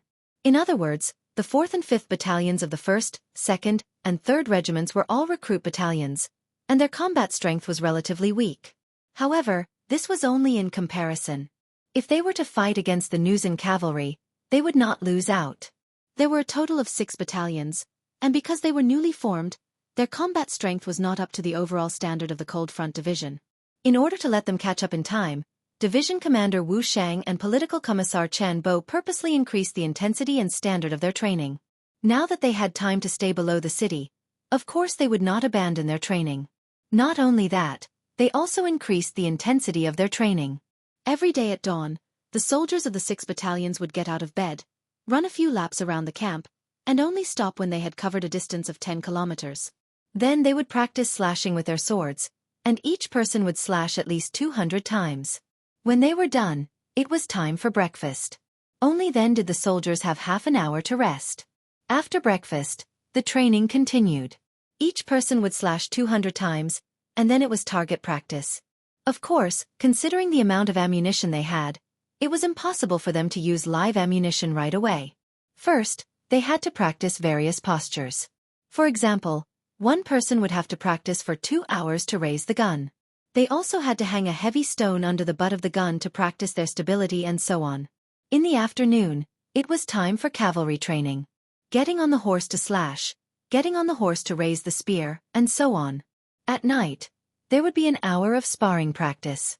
The warriors would put on all kinds of armor and then fight with wooden sabers. It was common for them to bleed and get injured. After an hour, it would be a day and a half of rest and study time. At least half an hour of learning, including various maps, hand gestures, and other skills, before they could sleep for the day.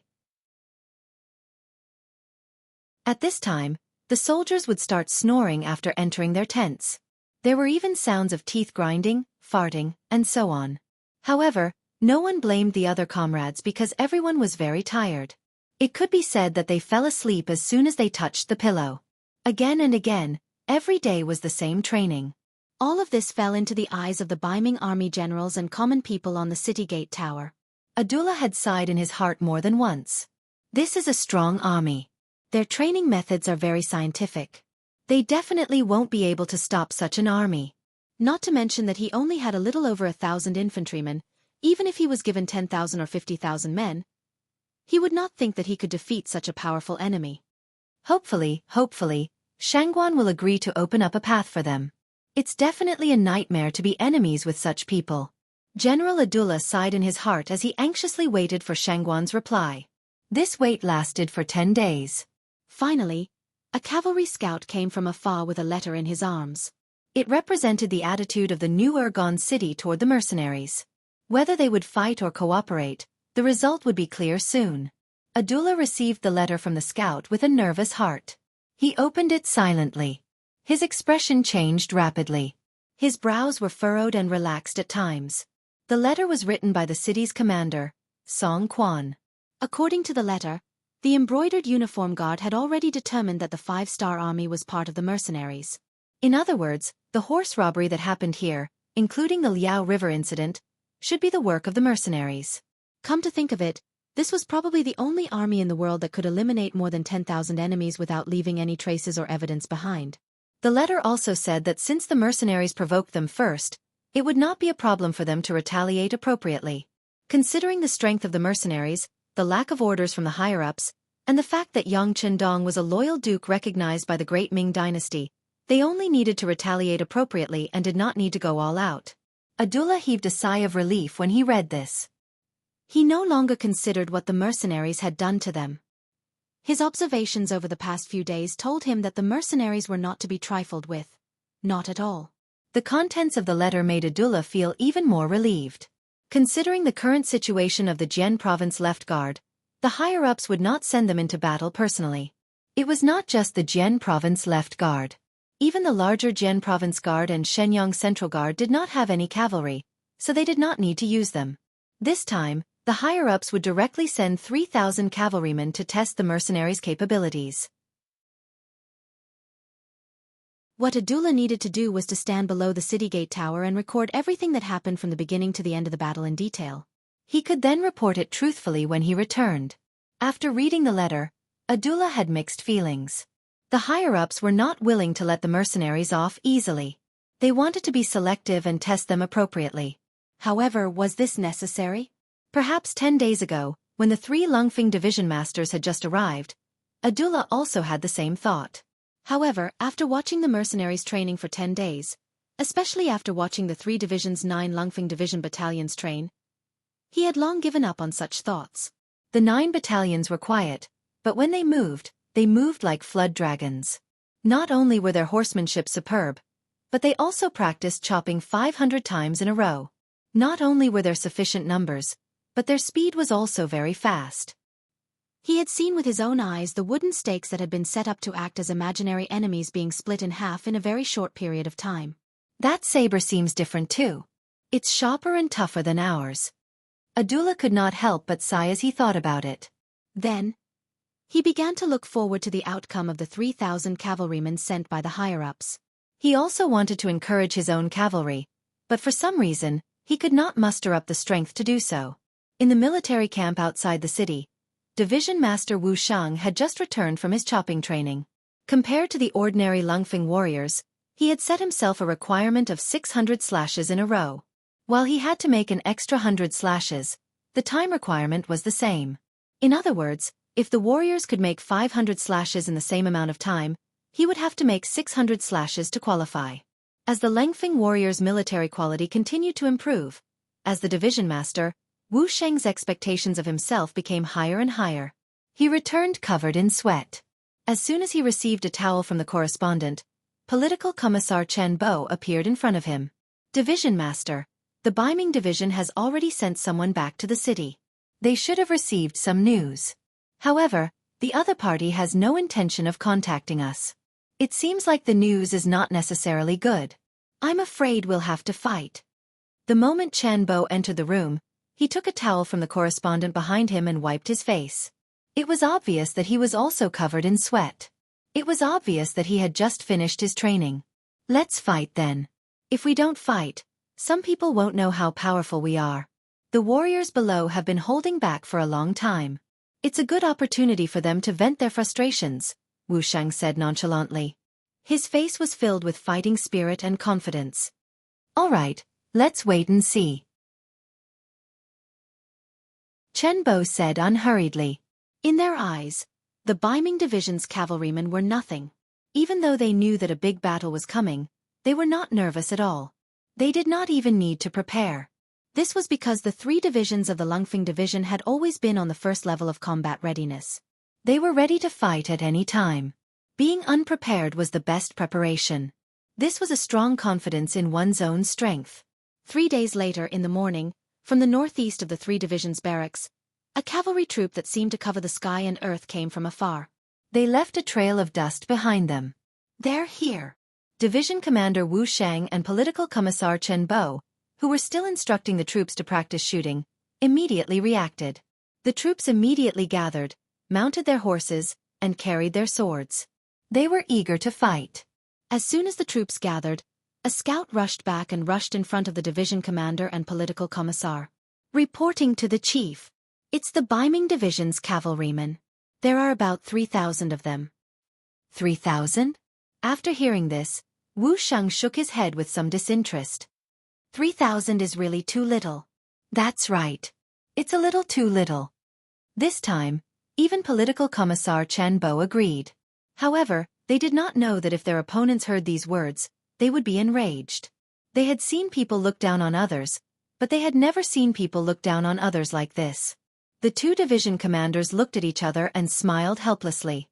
They said at the same time, "Who do you think we should send?" They said the words at the same time. Then, the two looked at each other and smiled. They were prepared to fight personally, but the enemy only had 3,000 men. To be honest, it was too little. It was so little that they were embarrassed to fight with their subordinates. They both understood each other's thoughts. In the end, political commissar Chen Bo said, "Then let's rest for a while. We have to give the soldiers who came later a chance to show off. Why don't we send the third commander to lead the 6 battalions? 6 battalions against 3,000 cavalrymen. That's reasonable." Wu Xing thought about it carefully and nodded in agreement. 6 battalions meant that each battalion had 400 men, which was 2,400 men. Although these people were not enough to deal with the enemy's 3,000 cavalrymen, to Lung Feng, this was already bullying. The 6 battalions were formed later, so their overall strength was slightly weaker. If it was the elite Cold Front Division, 3 battalions would be enough.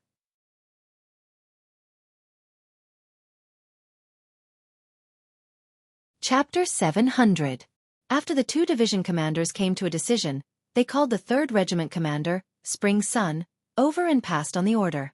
Regiment Commander Spring, this performance will directly affect whether our supply route will be smooth in the future. It will directly affect the future plans of the 6th Young Master. This is extremely important. Are you confident that you can complete this mission? Chen Bo said as soon as he saw Spring Sunday Division Commander Wu Shang's words were even more direct. Spring Sun, if you can complete this mission, then accept it. If not, then go back to your 3rd regiment. I can't wait to do it myself. Hey, what are you two talking about? You can look down on me, Spring Sun, but you can't look down on the soldiers below. I don't mind making a military pledge here. If this battle can't be fought to our heart's content, if it can't go smoothly, if we can't show the might of our 3rd regiment, then I won't be a regiment commander anymore. I'll just be a cook and take the blame for everyone. Spring Sun said excitedly, even throwing out the military pledge at the first moment. It was no wonder that Spring Sun was so excited. He originally thought that this battle had nothing to do with him. He knew that no matter if it was Division Commander Wu Shang or Political Commissar Chen Bo, they were both battle-hungry people like him. Plus, they were the regiment commanders of the 1st and 2nd Regiment respectively. There shouldn't be any chance for him to perform in this battle. He didn't think that he, who had already given up hope, would be hit by this meat pie. He was extremely excited and overjoyed. In order to prevent the mission from being snatched by others, of course he would say whatever he could. With the military pledge, Spring Sun could be considered to have accepted this mission. Next, he called the 6 battalion commanders of the newly formed battalions in front of him. Naturally, he gave them another round of encouragement and bold words. The strength of these 6 battalions had greatly increased under the recent training, and they wanted to perform well in a real battle. Now that they had the chance, who wouldn't yell and pat their chest? Immediately, the 6 battalion commanders also made the military pledge. In less than a quarter of an hour, the 6 battalions were ready for battle. At this moment, Wu Shang and Chen Bo had already led the rest of the Cold Blade warriors to retreat. They left the stage open and gave Chunyang and the other 6 battalions a chance to perform. Everyone, listen up. Each person only has a chance to fire 3 bullets. Regardless of whether they hit the target or not, they would charge together with their leader. Don't worry, everyone. Bring out the strength you've been training with. It's enough to deal with the enemy. Standing at the front of the group, Chunyang looked at the 6 square formations behind him and shouted in a heroic voice. Kill! Kill! Kill! Behind him, more than 2,000 people shouted in unison. This voice shook the 9 heavens, as if it could shatter the horizon.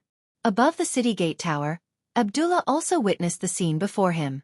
When he recognized that the 6 battalions that the mercenaries had sent out were the weakest 6 battalions during the training, he couldn't help but widen his eyes and say, facing a powerful opponent with 3,000 cavalrymen, they sent out the weakest ones? And there were less than 3,000 of them? This mercenaries, where did they get their confidence from? It wasn't just Abdullah. Some of the other Kiliarchs and Baihu standing beside him were also confused.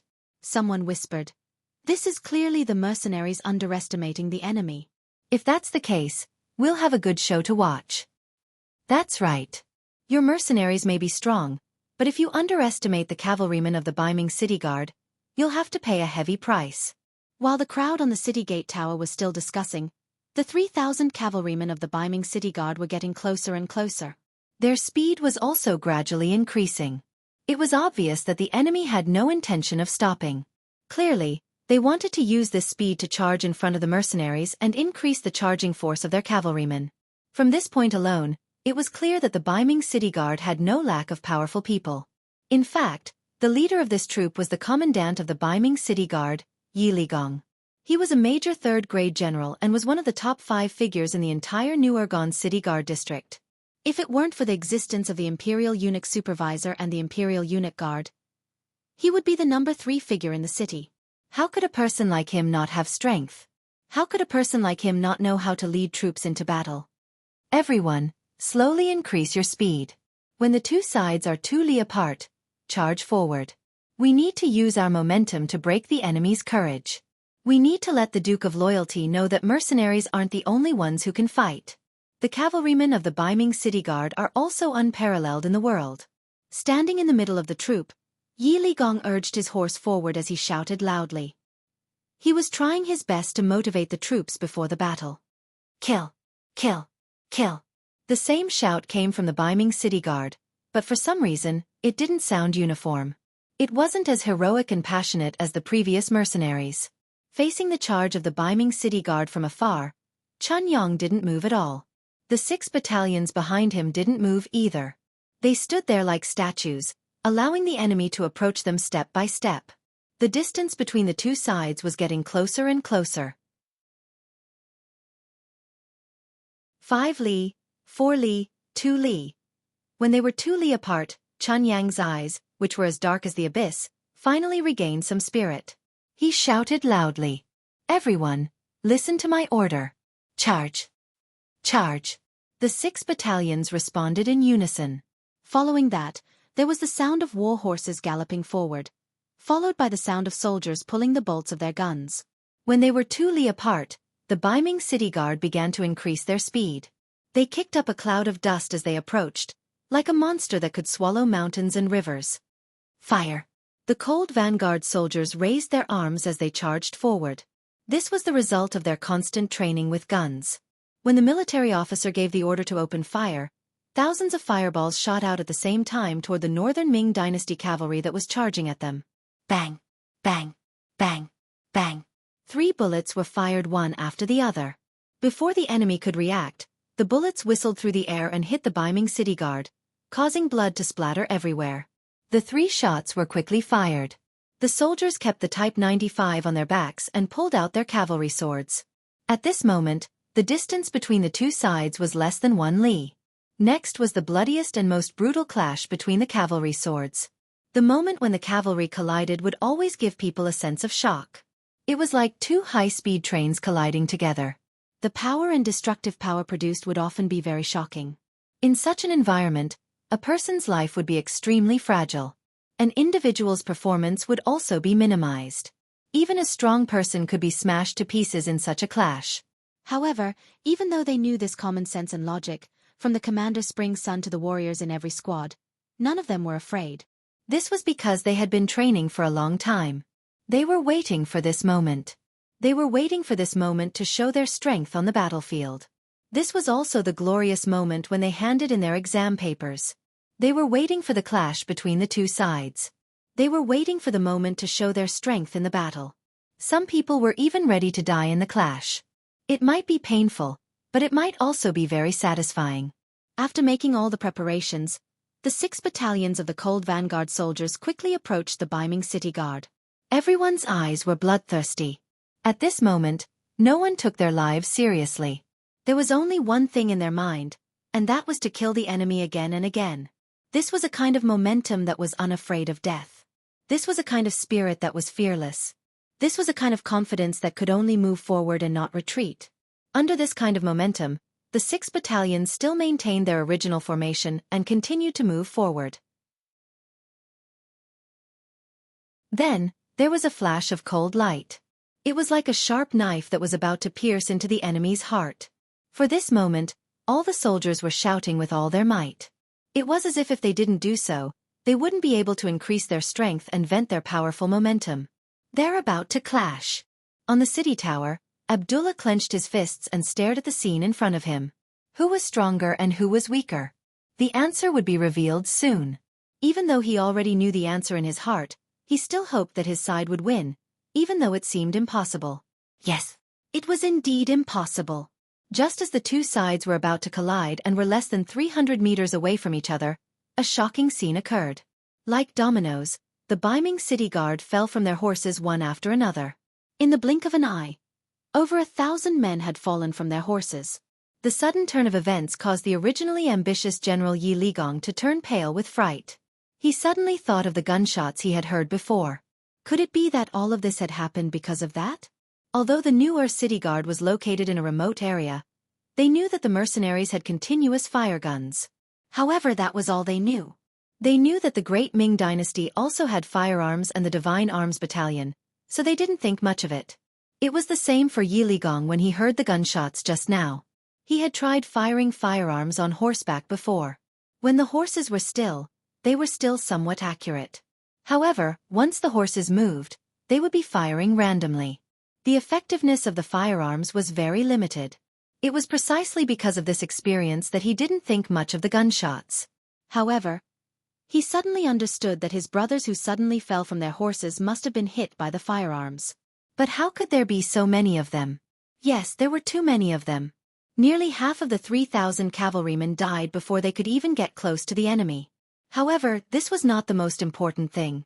The most important thing was that the casualties were all soldiers, but the war horses were fine. What did this mean?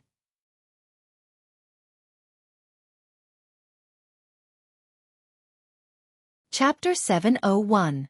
This meant that the enemy's marksmanship was extremely accurate. Not a single shot hit the ground or hurt the horses. This was a terrifying outcome.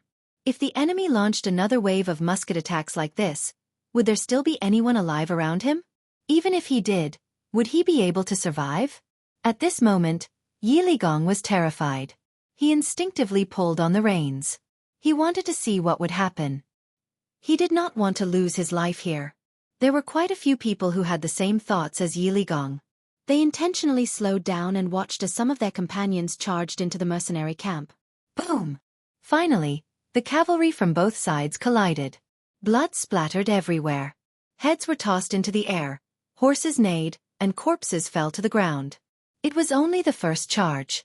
Due to the difference in numbers, the difference in the number of strikes, and the absolute suppression of strength, hundreds of Beiming cavalry were cut down from their horses.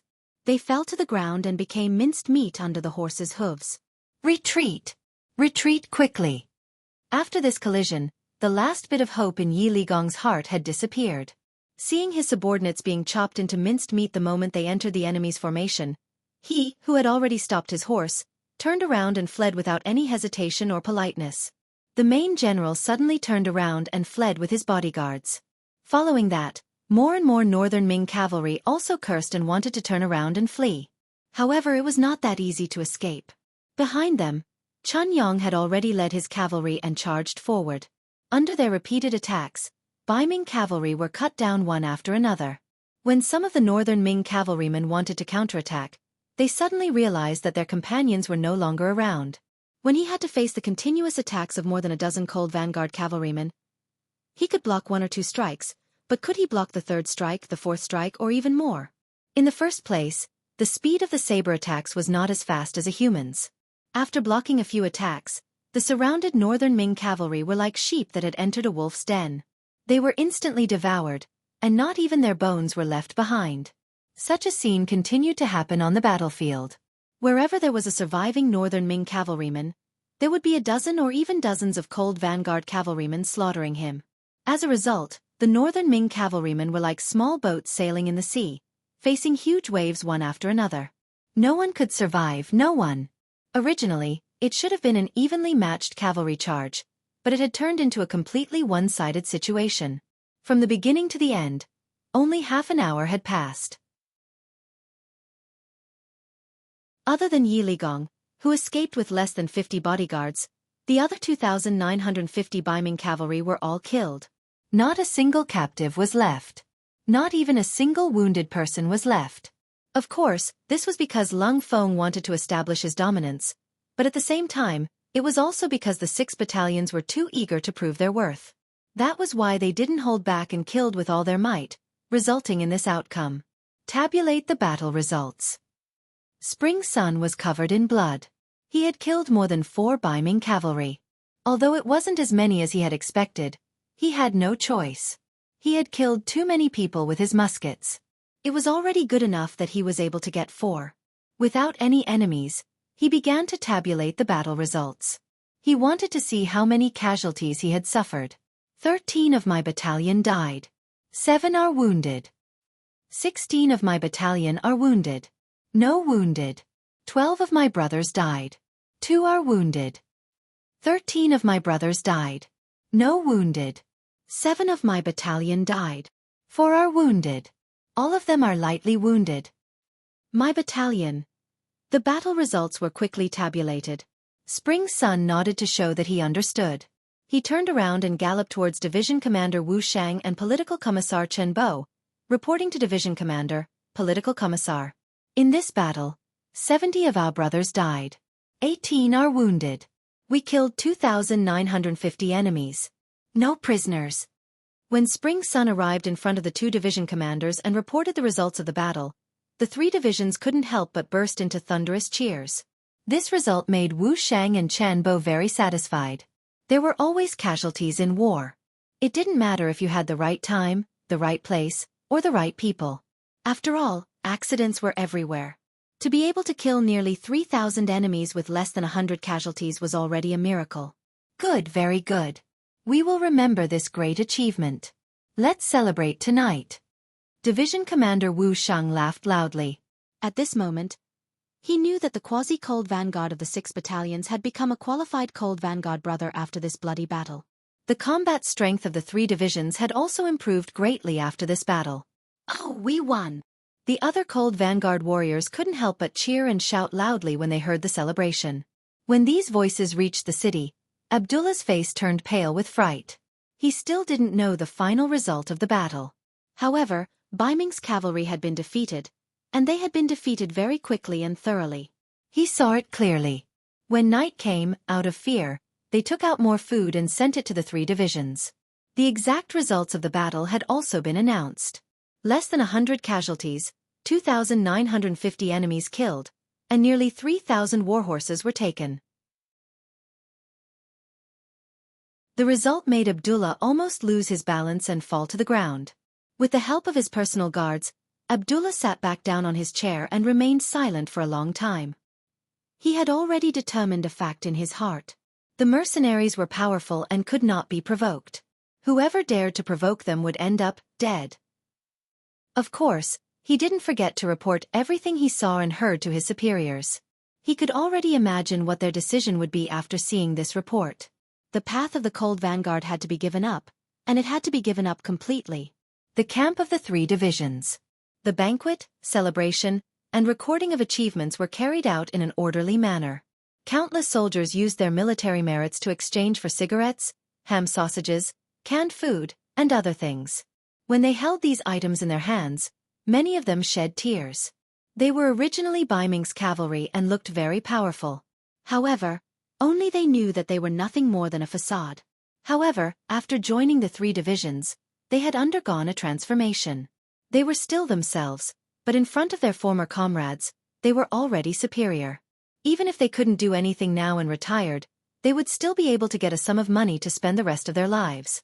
Although there was still a long way to go before they could become rich, at least they could live a normal life and get married and have children. However, was this really their goal in life? No. They could still continue to work hard and obtain more glory and wealth.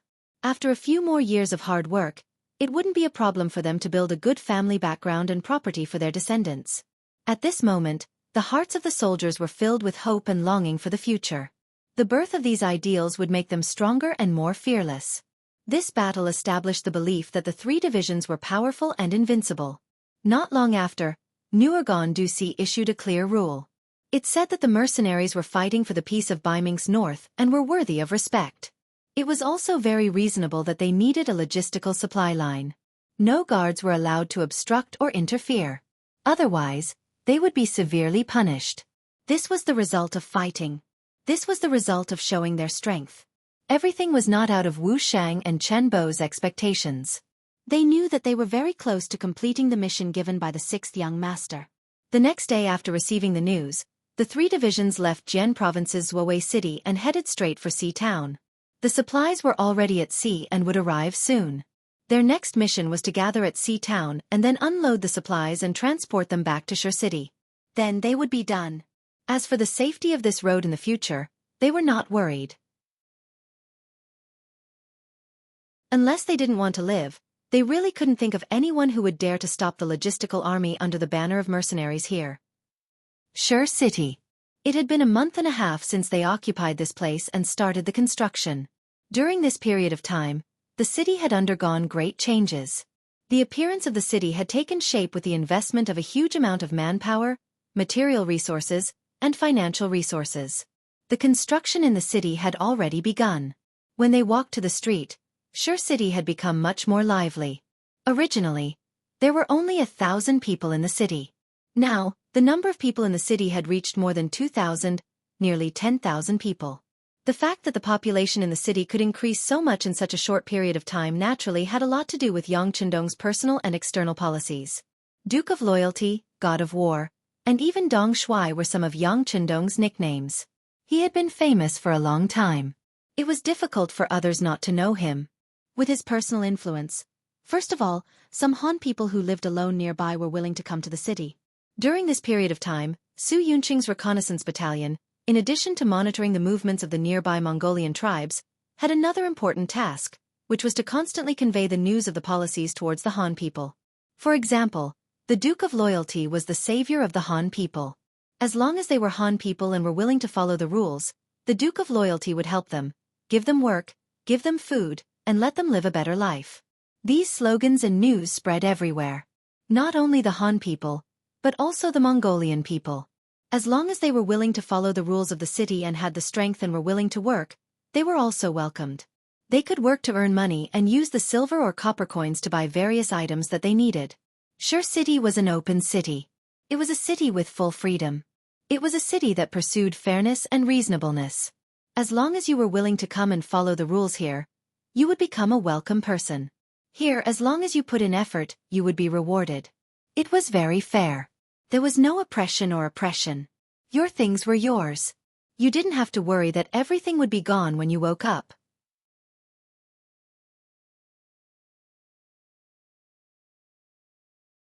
Chapter 702.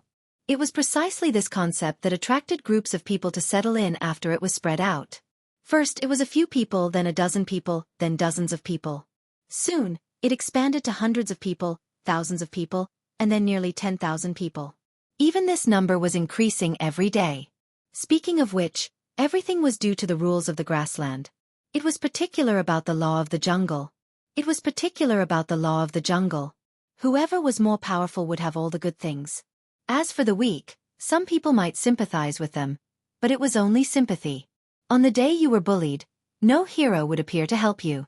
They were used to snatching and being robbed when they saw good things.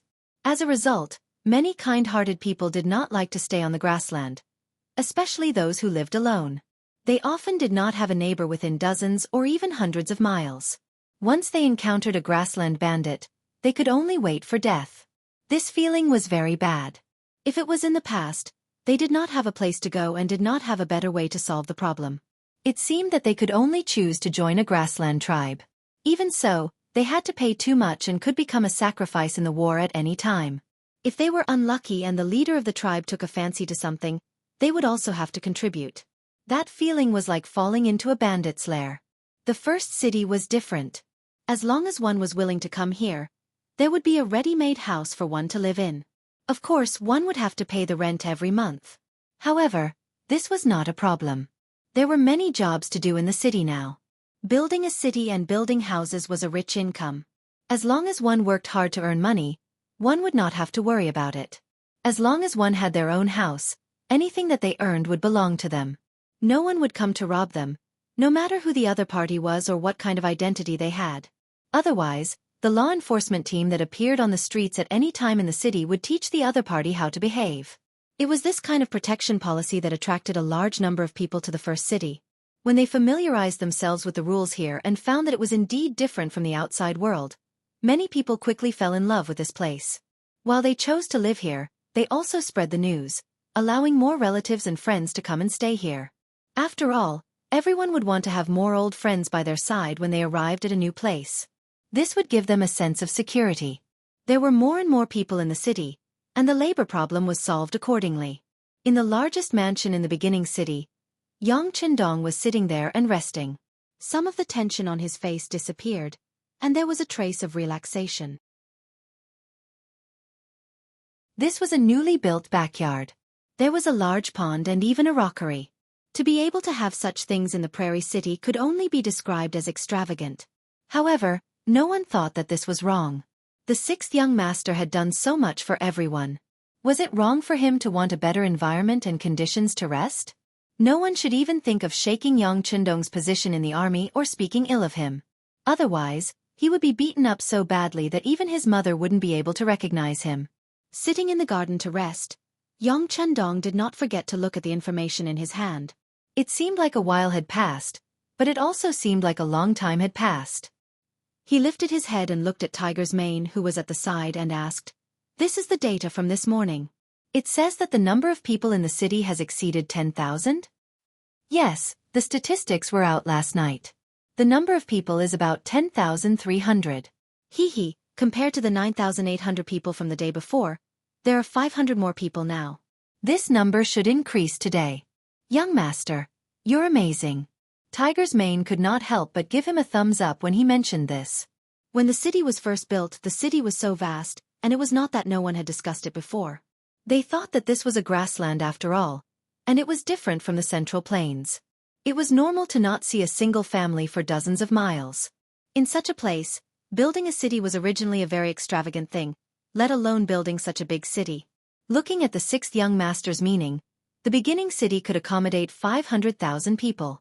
This was indeed a very frightening number. Even the Mongolian tribes who had lived here for generations did not dare to think about it. They could not see that the sixth young master could do it. Some people even thought that this was the first time that the sixth young master had made a wrong judgment. The development of the facts was indeed not satisfactory at the beginning. Although the reconnaissance camp had released a lot of information, it was still very limited that it could attract people. In the first few days, they did not see anyone coming here, let alone living here. However, the situation slowly changed. From a few people who came in a day at the beginning, to more than 10 people, and then to a few hundred people now. The number of people in the city began to increase. More importantly, almost none of the people who came here had walked here before, and that was the most important thing. It was not easy to attract people here, but the most important thing was how to attract people to not leave after they came here. Now it seemed that the sixth young master had done a very good job. The people below could not help but sigh again. The sixth young master was the sixth young master. His vision of things was not comparable to that of ordinary people. Tiger's Mane naturally had never questioned Yang Qindong. On the contrary, he had a kind of blind worship. In his opinion, as long as it was the sixth young master's words, it must be the truth. As long as it was the sixth young master's words, it must be incomparably correct. However, he could not stop the people below him from talking. Now that he had used facts to slap some people in the face, he naturally felt honored and happy. Ha ha! Looking at Tiger's Mane's sincere and happy smile, Yang Qindong, who was infected, also laughed. Then, as if he had thought of something, he asked, "By the way, why are you always in front of me recently?" Don't you still have to lead the independent regiment?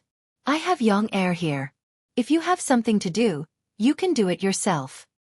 Young master, the independent regiment's combat power has improved a lot. Now, when we have nothing to do, we will compete with the Jurchen cavalry regiment. Although we can't win, if we can use firearms, I guarantee that we can destroy the other party in minutes. Besides, with Deputy Regiment Commander Xian Hong Hai watching over there, I am very relieved. Tiger's Mane was reserved and smiled proudly. Is the independent regiment that powerful? This was the first time Yang Chendong heard of it. The main reason was that he had been focusing his energy on building the city recently. Although he had a lot of people under him this time, and many of them were smart and capable, there was really no better person to manage the affairs of the city. Those people were all martial artists. When it came to war, their eyes were wide open, but when it came to managing the city, they instantly wilted. He did not know whether to laugh or cry. He had no choice but to do it himself. After all, a person's energy was limited. If he was busy with government affairs, he would not be able to care about the army. Now that he heard Tiger's Mane say that the independent regiment's combat power had greatly improved, he was interested. He asked about the Jurchen Cavalry Regiment and the strengthening of the 1st and 2nd Cavalry Regiment. According to Hu Mang, the combat strength of these 4 regiments was increasing every day. In order to achieve more military merits, they would seize the opportunity to train whenever they had the chance. Moreover, it was the kind of training that everyone was willing to do. When they had nothing to do, the 4 regiments would also practice against each other, and the improvement of their combat power was much faster. Good. It is a good thing that you all can take the initiative to think of ways to improve your combat power. This is positive and should be encouraged. Yang Chendong was very happy after hearing this. However, after saying this, he quickly changed his tone and said, "Be prepared for danger in times of peace. Soldiers of my generation must have this kind of awareness. When facing any possible war, we must be able to maintain the best state of mind at all times. Once a war breaks out, with a command to gather, we will be able to fight against the enemy. We must win, and we must do so at the smallest cost. Young master, will there really be people coming to find trouble with us? It has already been 1.5 months, and I don't see anyone having any ideas about us." When it came to war, Tiger's Mane was interested and his voice became louder. "Hee, there will be," Yang Chendong said with certainty. If the establishment of the first city did not attract the attention of some of the surrounding forces, it attracted many people to move in with its powerful attraction. This was indeed something that some people did not want to see. On the grassland, it could be said that everything was lacking, so much so that the population was also a hot commodity. When 2 tribes fought, the winning side would often plunder all the population of the losing side in order to strengthen their own strength. The appearance of the first city had taken in all the individual households. With this, it could be said that it had touched everyone's interests, and this was the fuse of the war. Force was the most direct way to solve the conflict of interests. According to Yang Chendong's thoughts, there were probably already many enemies who could not hold back.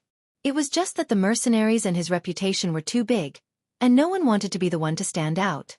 However, as the first city grew stronger, it was obvious that these forces would eventually not be able to hold back, and the war should be coming.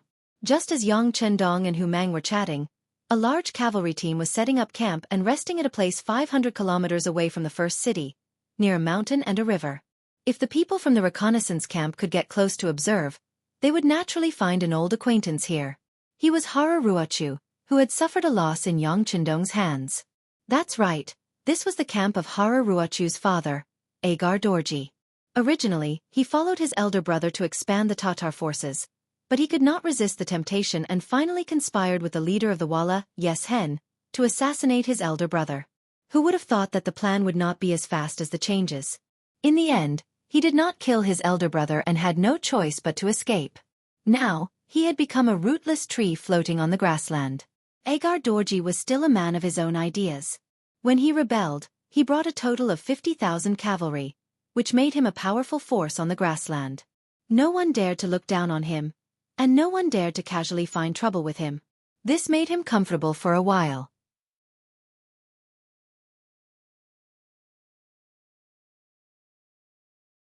Chapter 703.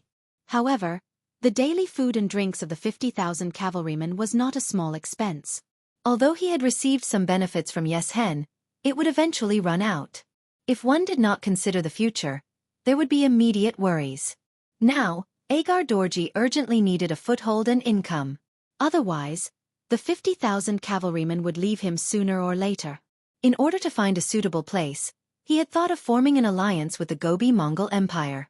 He wanted to let his son marry Princess Tuoya and strengthen the relationship between the two sides through marriage. Unfortunately, his son Hararuo was too ugly. He was so ugly that Tuoya did not like him at all. In addition, Sudor Khan was not very courageous and was afraid that he would swallow up the other side. So the marriage did not happen.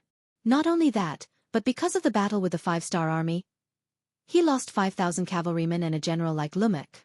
For this matter, Agar Dorji scolded his son and even gave him 2 horsewhips as punishment. Then, he naturally thought of finding trouble with the 5-star army. Since they beat him, they should be prepared to be beaten back.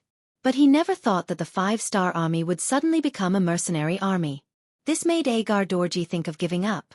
The reputation of a mercenary army and a war god was too big.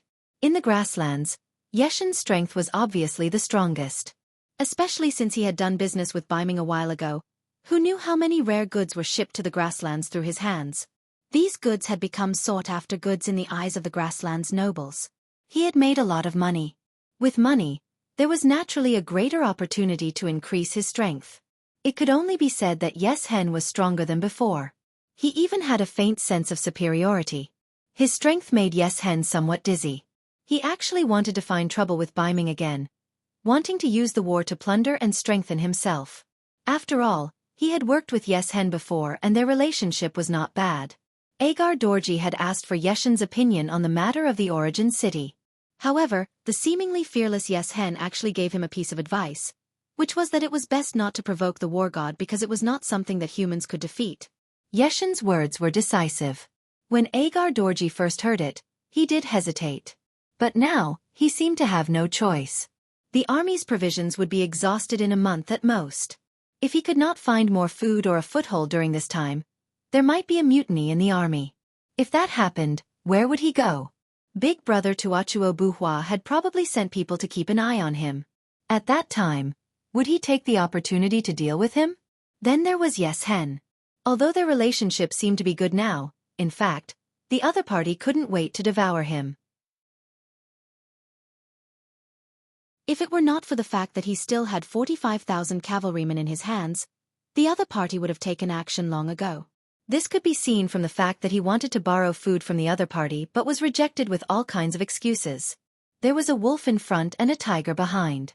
This was the true portrayal of Agar Dorji's current situation. Reality also forced him to set his sights on the origin city. The scouts he sent out had already gathered enough information. There were mercenaries and a lot of silver in the origin city. It was said that the Han people and Mongols who worked there could earn a lot of silver every day. How much money does this Duke of Loyalty have? Agar Dorji often could not help but think, and the greed in his heart grew stronger and stronger. Someone once said that when the benefits reached 10 times, it was enough to make many people forget about life and death and take risks. If the benefits could reach 100 times, many people would be willing to do it even if they knew that they might die. Now, Agar Dorji was blinded by the benefits. Or rather, he had no better way to solve the problem he was facing. It seemed that only by taking down the origin city and taking the silver there could the army be stabilized again. Once he occupied the origin city, he would have a foothold and could walk out of the current difficulties. There were so many benefits that even with Yeshen's reminder, Agar Dorji still decided to take the risk. After making a decision, he summoned his son and 2 of his generals to discuss the matter of attacking the origin city. Agar Dorji still had some tricks up his sleeves. When his brother was not under his command, he had won over some capable generals. For example, Lumek, who had died in the previous battle, and Su He and Golang, who were now summoned. Su He was a general who was praised by the great Khan of Tuachuo Buhua. His name was translated into Chinese and meant axe. In fact, after this person went to the battlefield, he was indeed like a sharp axe. He had cut down countless enemies. This time, when the 3 of them were summoned, the first person Agar Dorji asked was Su He. General Su, I'm going to attack the origin city. There are piles of gold and silver there, as well as strong city walls. Many people have gathered there. If we can occupy that place, they will all become our slaves. By then, we can use them to create more wealth for the army. We will not have to worry about food and clothing. Our cavalry will trample the entire grassland and dominate the area. Agar Dorji outlined a beautiful picture of the future. The more he spoke, the more excited he became. His son, Hararuo, was so excited that little stars appeared in front of his eyes. He seemed to see groups of beautiful women and piles of gold and silver in front of him for him to choose from. General Golang's eyes also revealed a yearning look. He was very tempted. However, Su He, who was asked in the tent, was calm and was not excited by these words. General Su He, what do you think? The most important thing was Su He's ability. Seeing that the other party did not express his opinion, Agar Dorji could not help but ask anxiously. Su He, who was asked, still did not answer immediately. Instead, after thinking carefully in his mind, he slowly said, Sir, as far as I know, the war god is in the origin city. He's an existence that even Yeshen is afraid of. Can we go and find trouble with him? Why not? We've already asked around. The war god only has less than 15,000 cavalrymen under him. We do have 45,000 cavalrymen, which is 3 times the number of the enemy. This battle can be fought, Hararuo said. It could be seen that he was a little dissatisfied with Su He's cautiousness. Yes, I think we can fight too. So what if he's the war god? After all, this is the grassland. In the end, it depends on whose warhorse is faster and whose saber is sharper. Gulang also spoke, expressing his thoughts of supporting the battle. Out of the 4 people in the tent, 3 of them had now expressed their opinions. They all supported attacking the origin city. Su He knew that no matter whether he agreed or not, this battle had to go on. He had to nod and said, Well, I respect everyone's opinions. But we can fight, but we still need to consider how to fight. Okay, then let's discuss who will be the vanguard and how to fight. Seeing that Su He also agreed, Agar Dorji was overjoyed and set the tone. In the following time, the 4 of them discussed for a long time and finally decided to set the battlefield outside the origin city. After all, they were all cavalrymen, and siege warfare was not their forte. If the battlefield could be set in the vast grassland, they would have a higher chance of winning. Whether it was out of greed or helplessness, Agar Dorji finally decided to take action. All 45,000 cavalrymen were mobilized. They set off early the next morning with an unstoppable momentum and headed to the origin city that was 500 miles away. In the origin city, there was still no news from Agar Dorji. After all, the grassland was too big, and most of it was plains. There was no place to hide, which greatly hindered the movement of the cavalry of the reconnaissance battalion. There was no cover, so they could not get close to the enemy.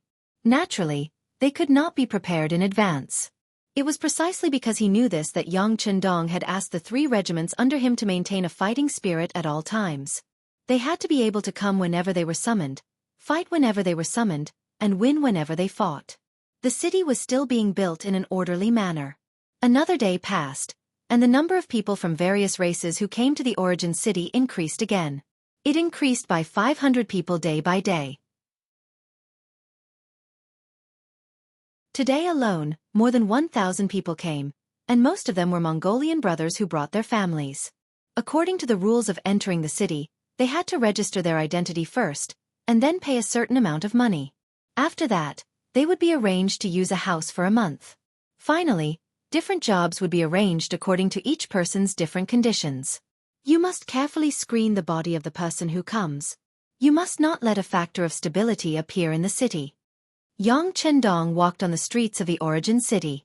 Beside him were Tiger's Mane, Beta Persei, and a group of people who were protecting him.